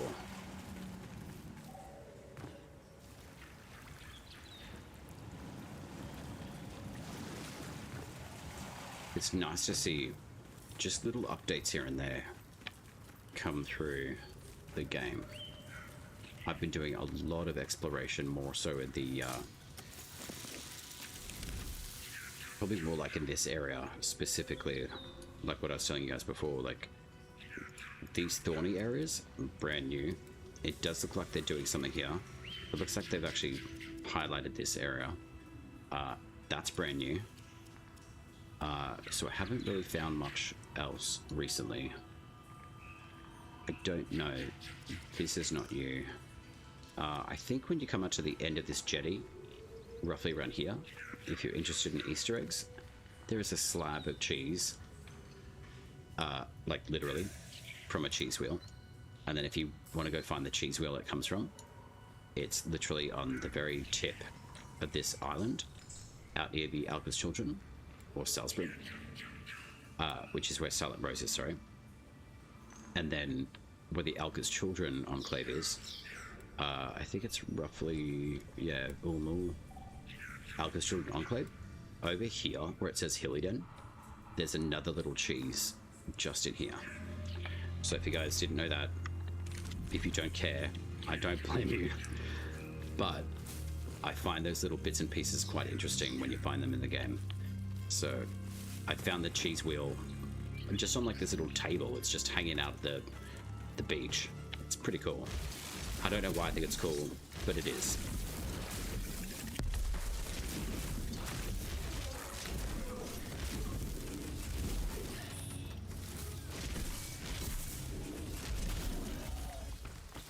I prefer not to get the poopy pants debuff from finding it. Oh, gross, yeah. Yeah, I mean, I can't really eat cheese, to be honest. It really sucks. It's like, you literally just... I mean, in some ways it's kind of like a good cleanse, but literally getting the shits is not great. These townspeople are so strange. Like, completely immune to damage. Like, that's all she does, is run. But I just want to play. Like, literally. See, look. She can even, like, completely deflect a heavy hit from a greatsword. It's pretty crazy. Like, look at that. Completely impervious. And she just stands there. Just staring at you. I did not have my helmet closed. Safety first. I'm pretty sure that's still a bug. Thank goodness for non-dairy options. Oh my god, I know. Goat cheese is actually quite nice. And I can actually handle that, which is nice. Wait. Why is there a minstrel in a pig pen? Anyway. So, 15,100 experience in the Kid the Kings. Okie dokie. I could go check that Koga potion. I doubt that it's been half an hour though. I think it's only been like 10 minutes. I will keep an eye on that. And then I will probably make one more Koga potion, and then I will be doing like the Q&A thing with Helix tomorrow morning. So if you guys are keen, I would love to have you guys in. It's just like a casual chinwag basically, so.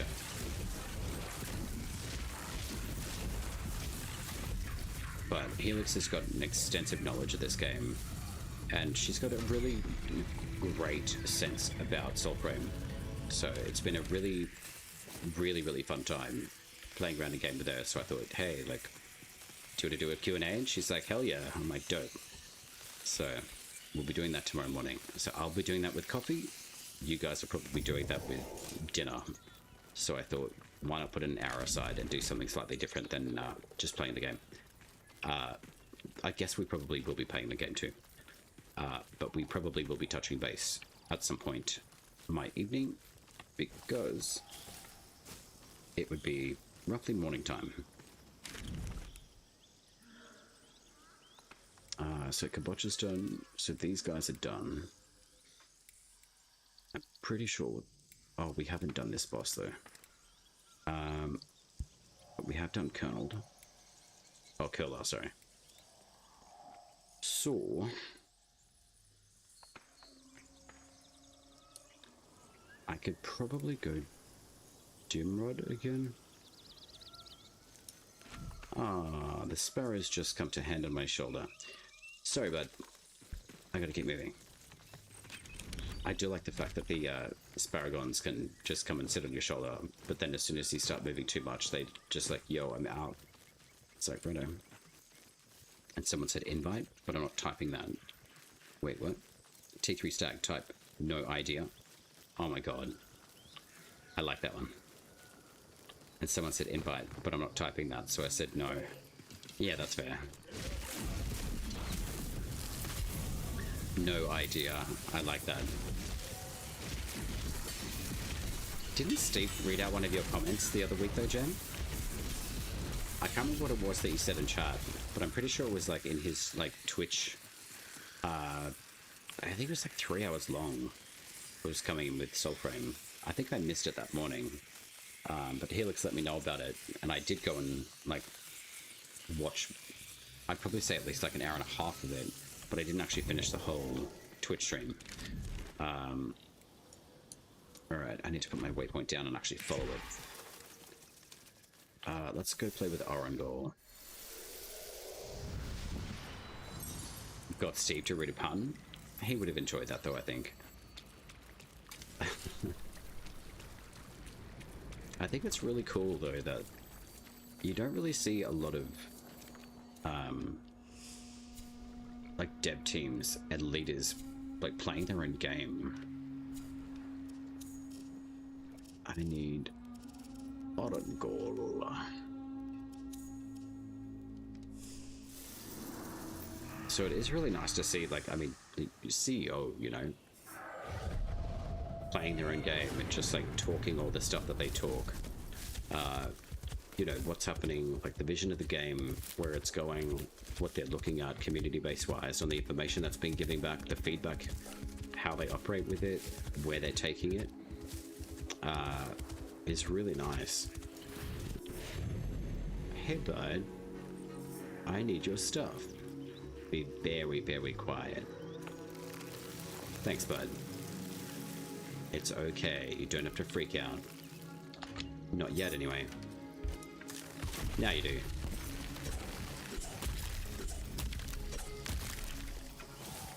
And that's how you get your willow prongs and your willow bulbs.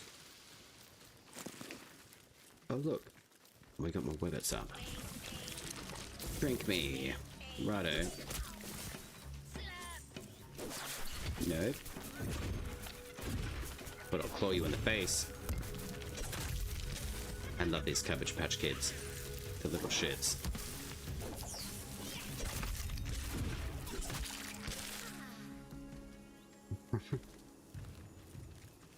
Little lettuce kids. Where am I heading to? I could probably go to like Thricebound Imp if he's available.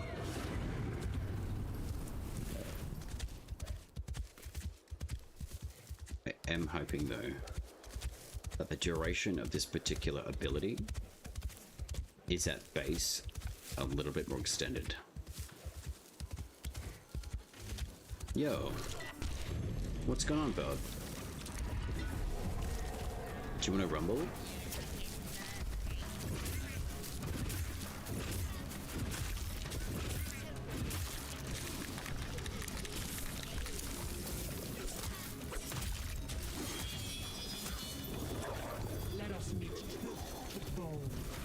Our own goal. How savage of you.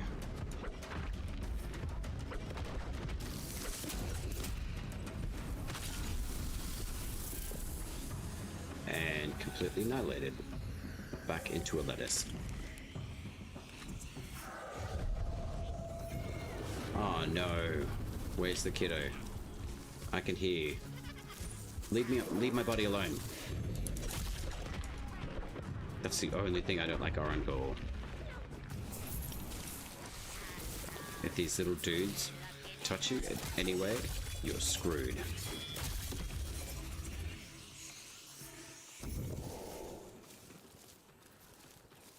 Alright, we'll wait for that to refill. It's not too far off. And then Howl in Wolfie form.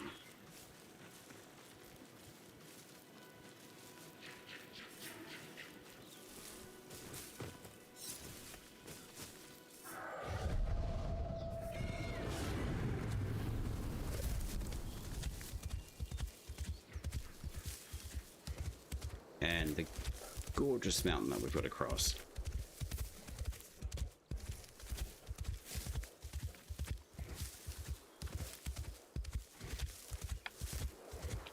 So that's Howl 1. Howl 2.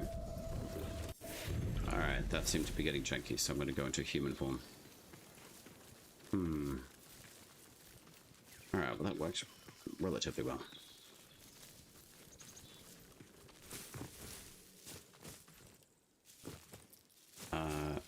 I'm probably going to whip out...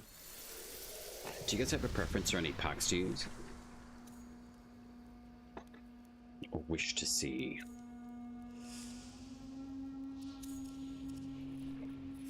Actually use Mora's Hand, maybe. I knew you'd say Mora. Good choice. I made a Muffin Men build with him. Oh, like the Mora's Hand. I'm going to use Bob and Myrtle though. With the 4 burn rate. Increase life return on regain hits. I can use armor reduction. Attack speed is generally a good choice. Recalling after hitting an enemy increases the damage of the next melee attack. It's okay. It's not my favorite. In all honesty, it's really hard to step away from the additional smite chance. To be honest, it really is. Let's just rebuild that one.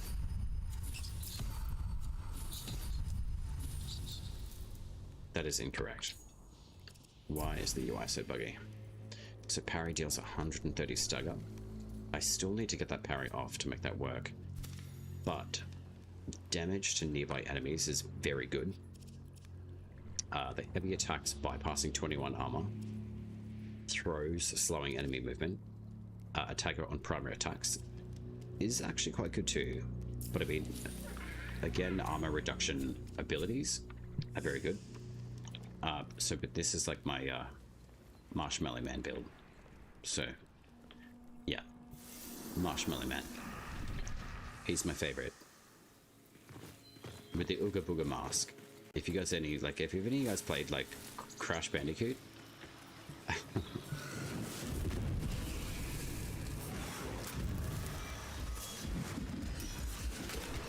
This sneaky mofo though can dodge her attacks, which is annoying.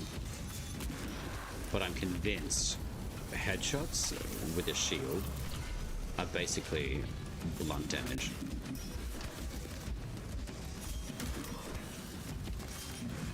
And they really stagger this dude, which is actually quite nice, because he's a pain in the ass sometimes.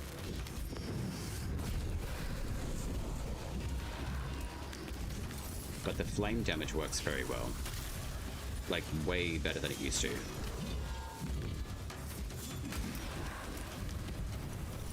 And I'm convinced the shield is blunt damage anyway. So that's why it's very effective against Mr. Thrice-bound Impity.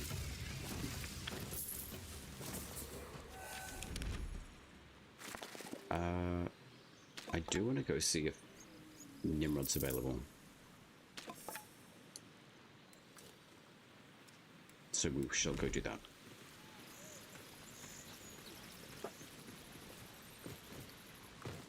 And then I would probably say, I think that Koga potion will be ready relatively soon.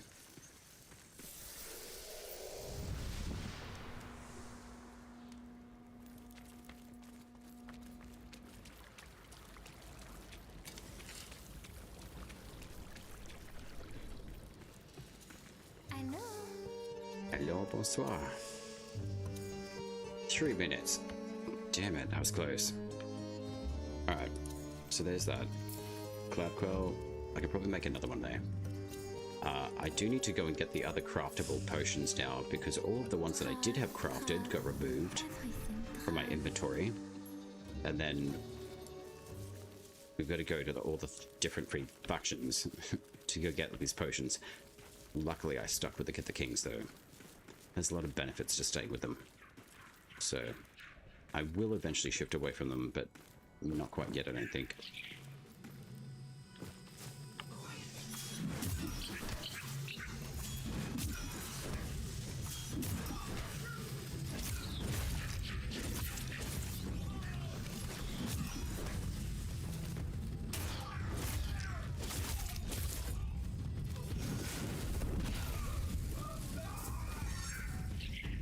Maestro is also a very good bow, so I am thinking about switching that to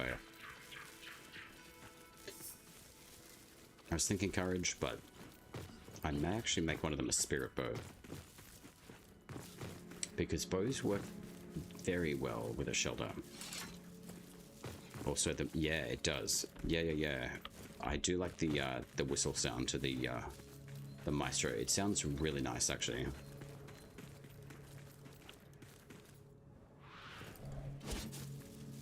I feel like I was here like 10 minutes ago. I probably was. So the siege is not up yet. So it's 3 hours, I think, again, anyway. So I'm pretty sure Dimrod should be up, though.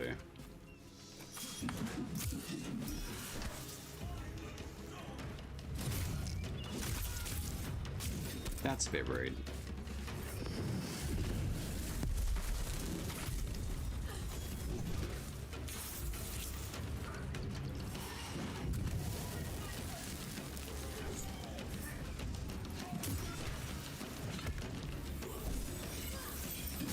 Wow, that mage can heal from all the way down here, all the way up there. You mole.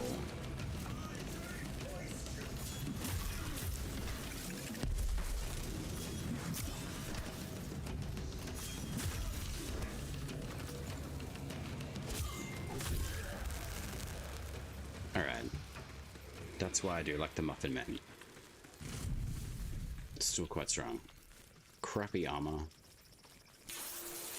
But still, effective with Hand of Mora.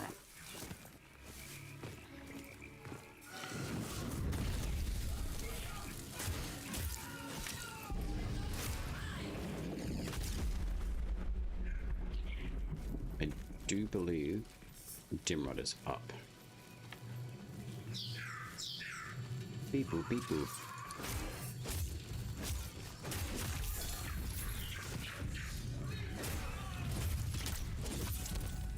What the fuck was that? You cheeky little bastard. Are you kidding me? He actually pushed me off the other person. That's really cool. Cheeky little bastard. Wow. Like, he was so quick to do it too. It's like, yo, see ya. Hello.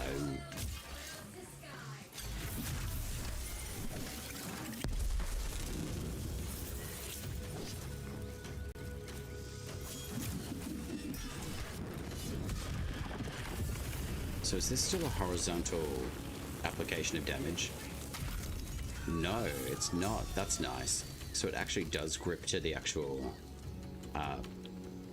vertical, horizontal landscape. That's really cool. So it does apply to the mesh textures. That's really cool. You sly dog, you caught me. What? Monologuing? Yeah. It was just, I've never seen an enemy react that fast. Like, I'm trying to do a killing blow, and it, like, literally pushed me off him. I was like, okay. But that's actually pretty cool to see that. So, do I want to take Bogan Myrtle against the Medigan King? I mean, sorry. Yeah, why not? This guy.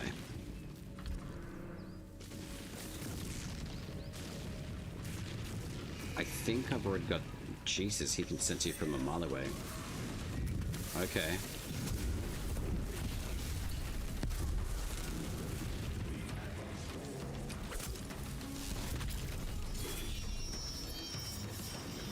Three, two, one. Alright.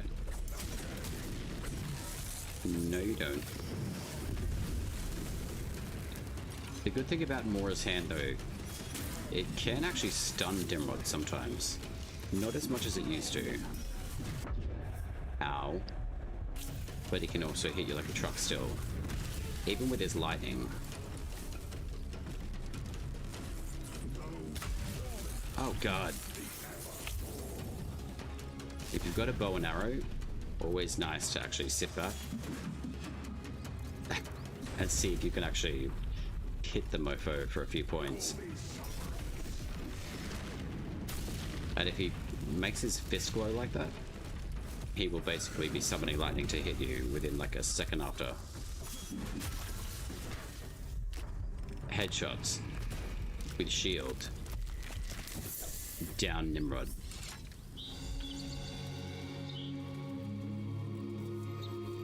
They certainly do. 15,100 experience points. Okay. Ansula. They're actually not a bad short blade. Yo, Hellwind. Sweet. Alright, we got a 2-star. Let's go do that. I may switch away from Morris though. Speaking of the Maestro bow, I am happy to start using it because I still need to level that too. But Mora's Hand, very good.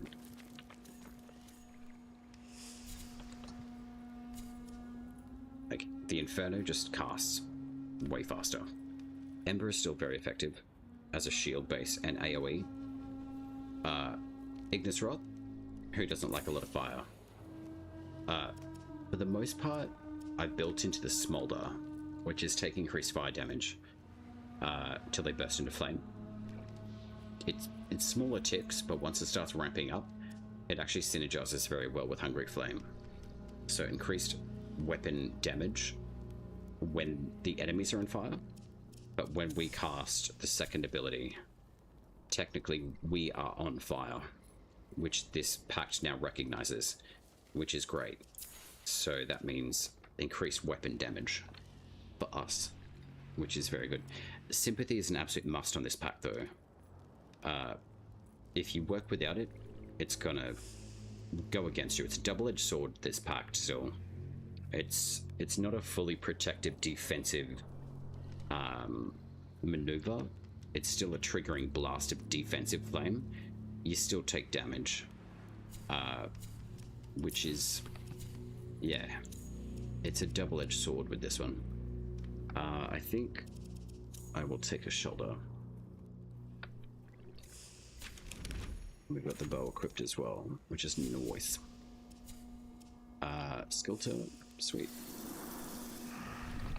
It literally seems late. What does left click and right click do for the shield? I've got a bit of a different setup. My sprint button is actually my right mouse click. I'm also a left-handed mouse user, so my setup is very different from probably most people. So right click do for shield. For your block, that's basically your aiming. Like, it actually is your aim. So, seeing block, it should say, like, where it says melee throw / recall, it should say aim sight / block for this particular keybind. That is not clear enough at all. Because most people will just look at block and be like, oh, okay, cool, like, that's just like my block button. It also activates your aim sights for your bow. Block and shoot for shield and sword. Yeah, basically, like, yeah, you've got to activate your heavy attack. Or your throw, which should say heavy attack.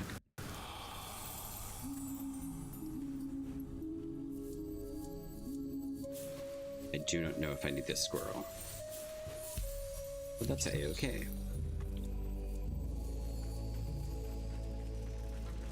So I'll probably run this 2-star. And then what I would probably do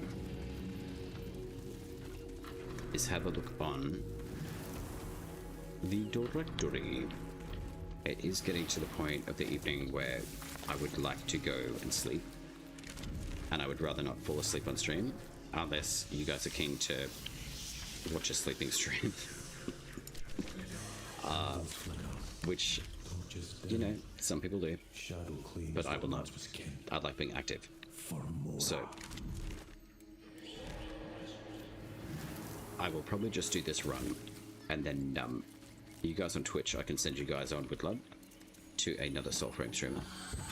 For the evening. Or morning, rather, I should say. And I will go and get some sleep, because I do have an early Q&A in the morning with Helix Rook.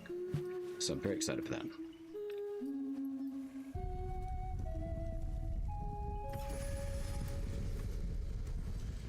Alright, so we'll go slay the Benerat.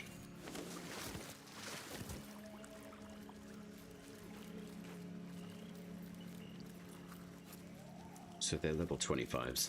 See, these guys here, for example, level 25, perfect if you're looking for Odiac fragments. Not the best to drop them, like, consistently, but these white mages can certainly drop them and get yeeted up into the air.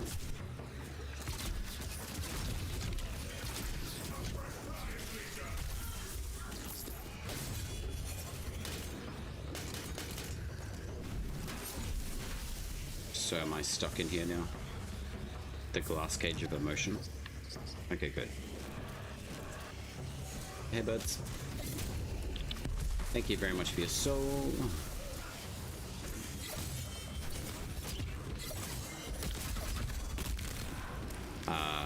This rune is very good.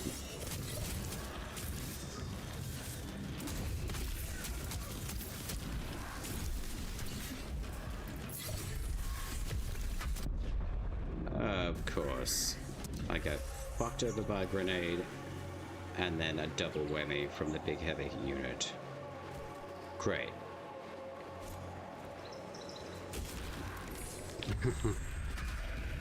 Oh well. You guys can just keep on playing with medicants, the mockeries then. Those fucking thunderstones, I swear. I hate swearing, but they really give me the heebie-jeebies sometimes.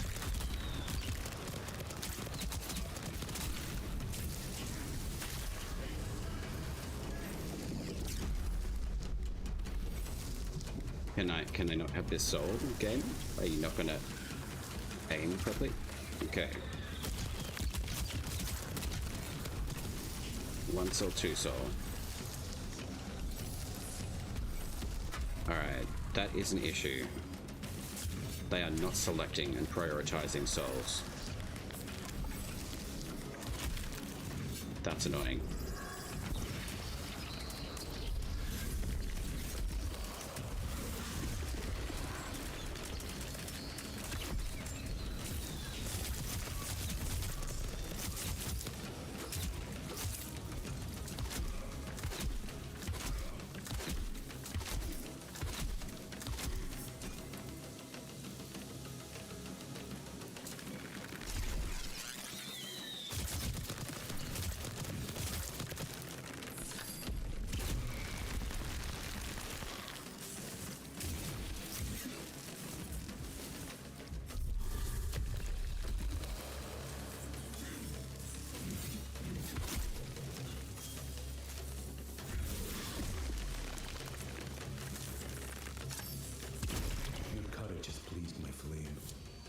I know.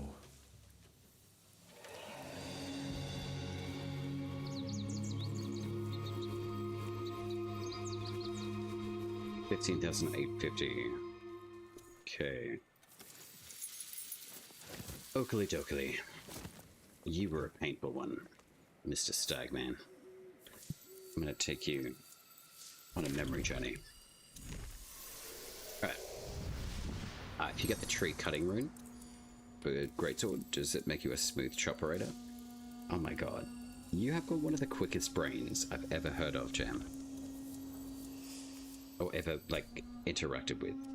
You come up with puns, like, super quickly. It's very impressive. Alright. Armor is really not that great on this build, though. I admit that. Alright, we're gonna put on little jetpack man. Because I love this little dude.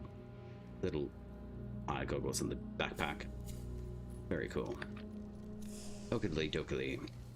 I'm just going to check the directory. And thank you very much for joining too. Actually, before I just finish up, I'm just going to grab the Coca Potion.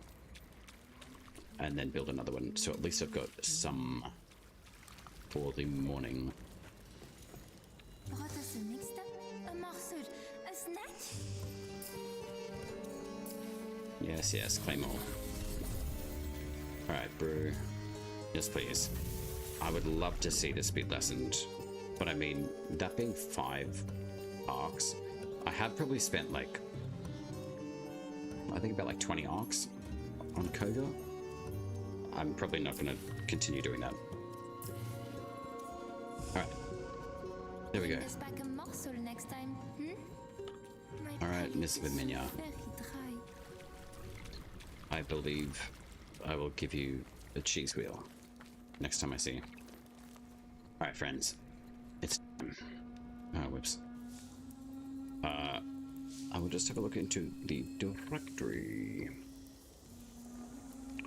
Let's see who we can pass you on with love. I do appreciate you all hanging out. If you guys do have a recommendation for someone on Soulframe, more than happy to take those recommendations from you in chat as well. Let's have a look.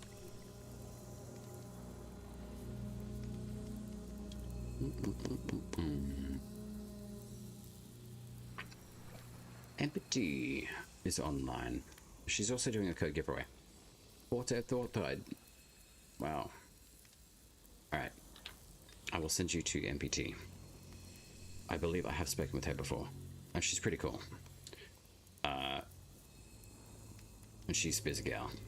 Always is.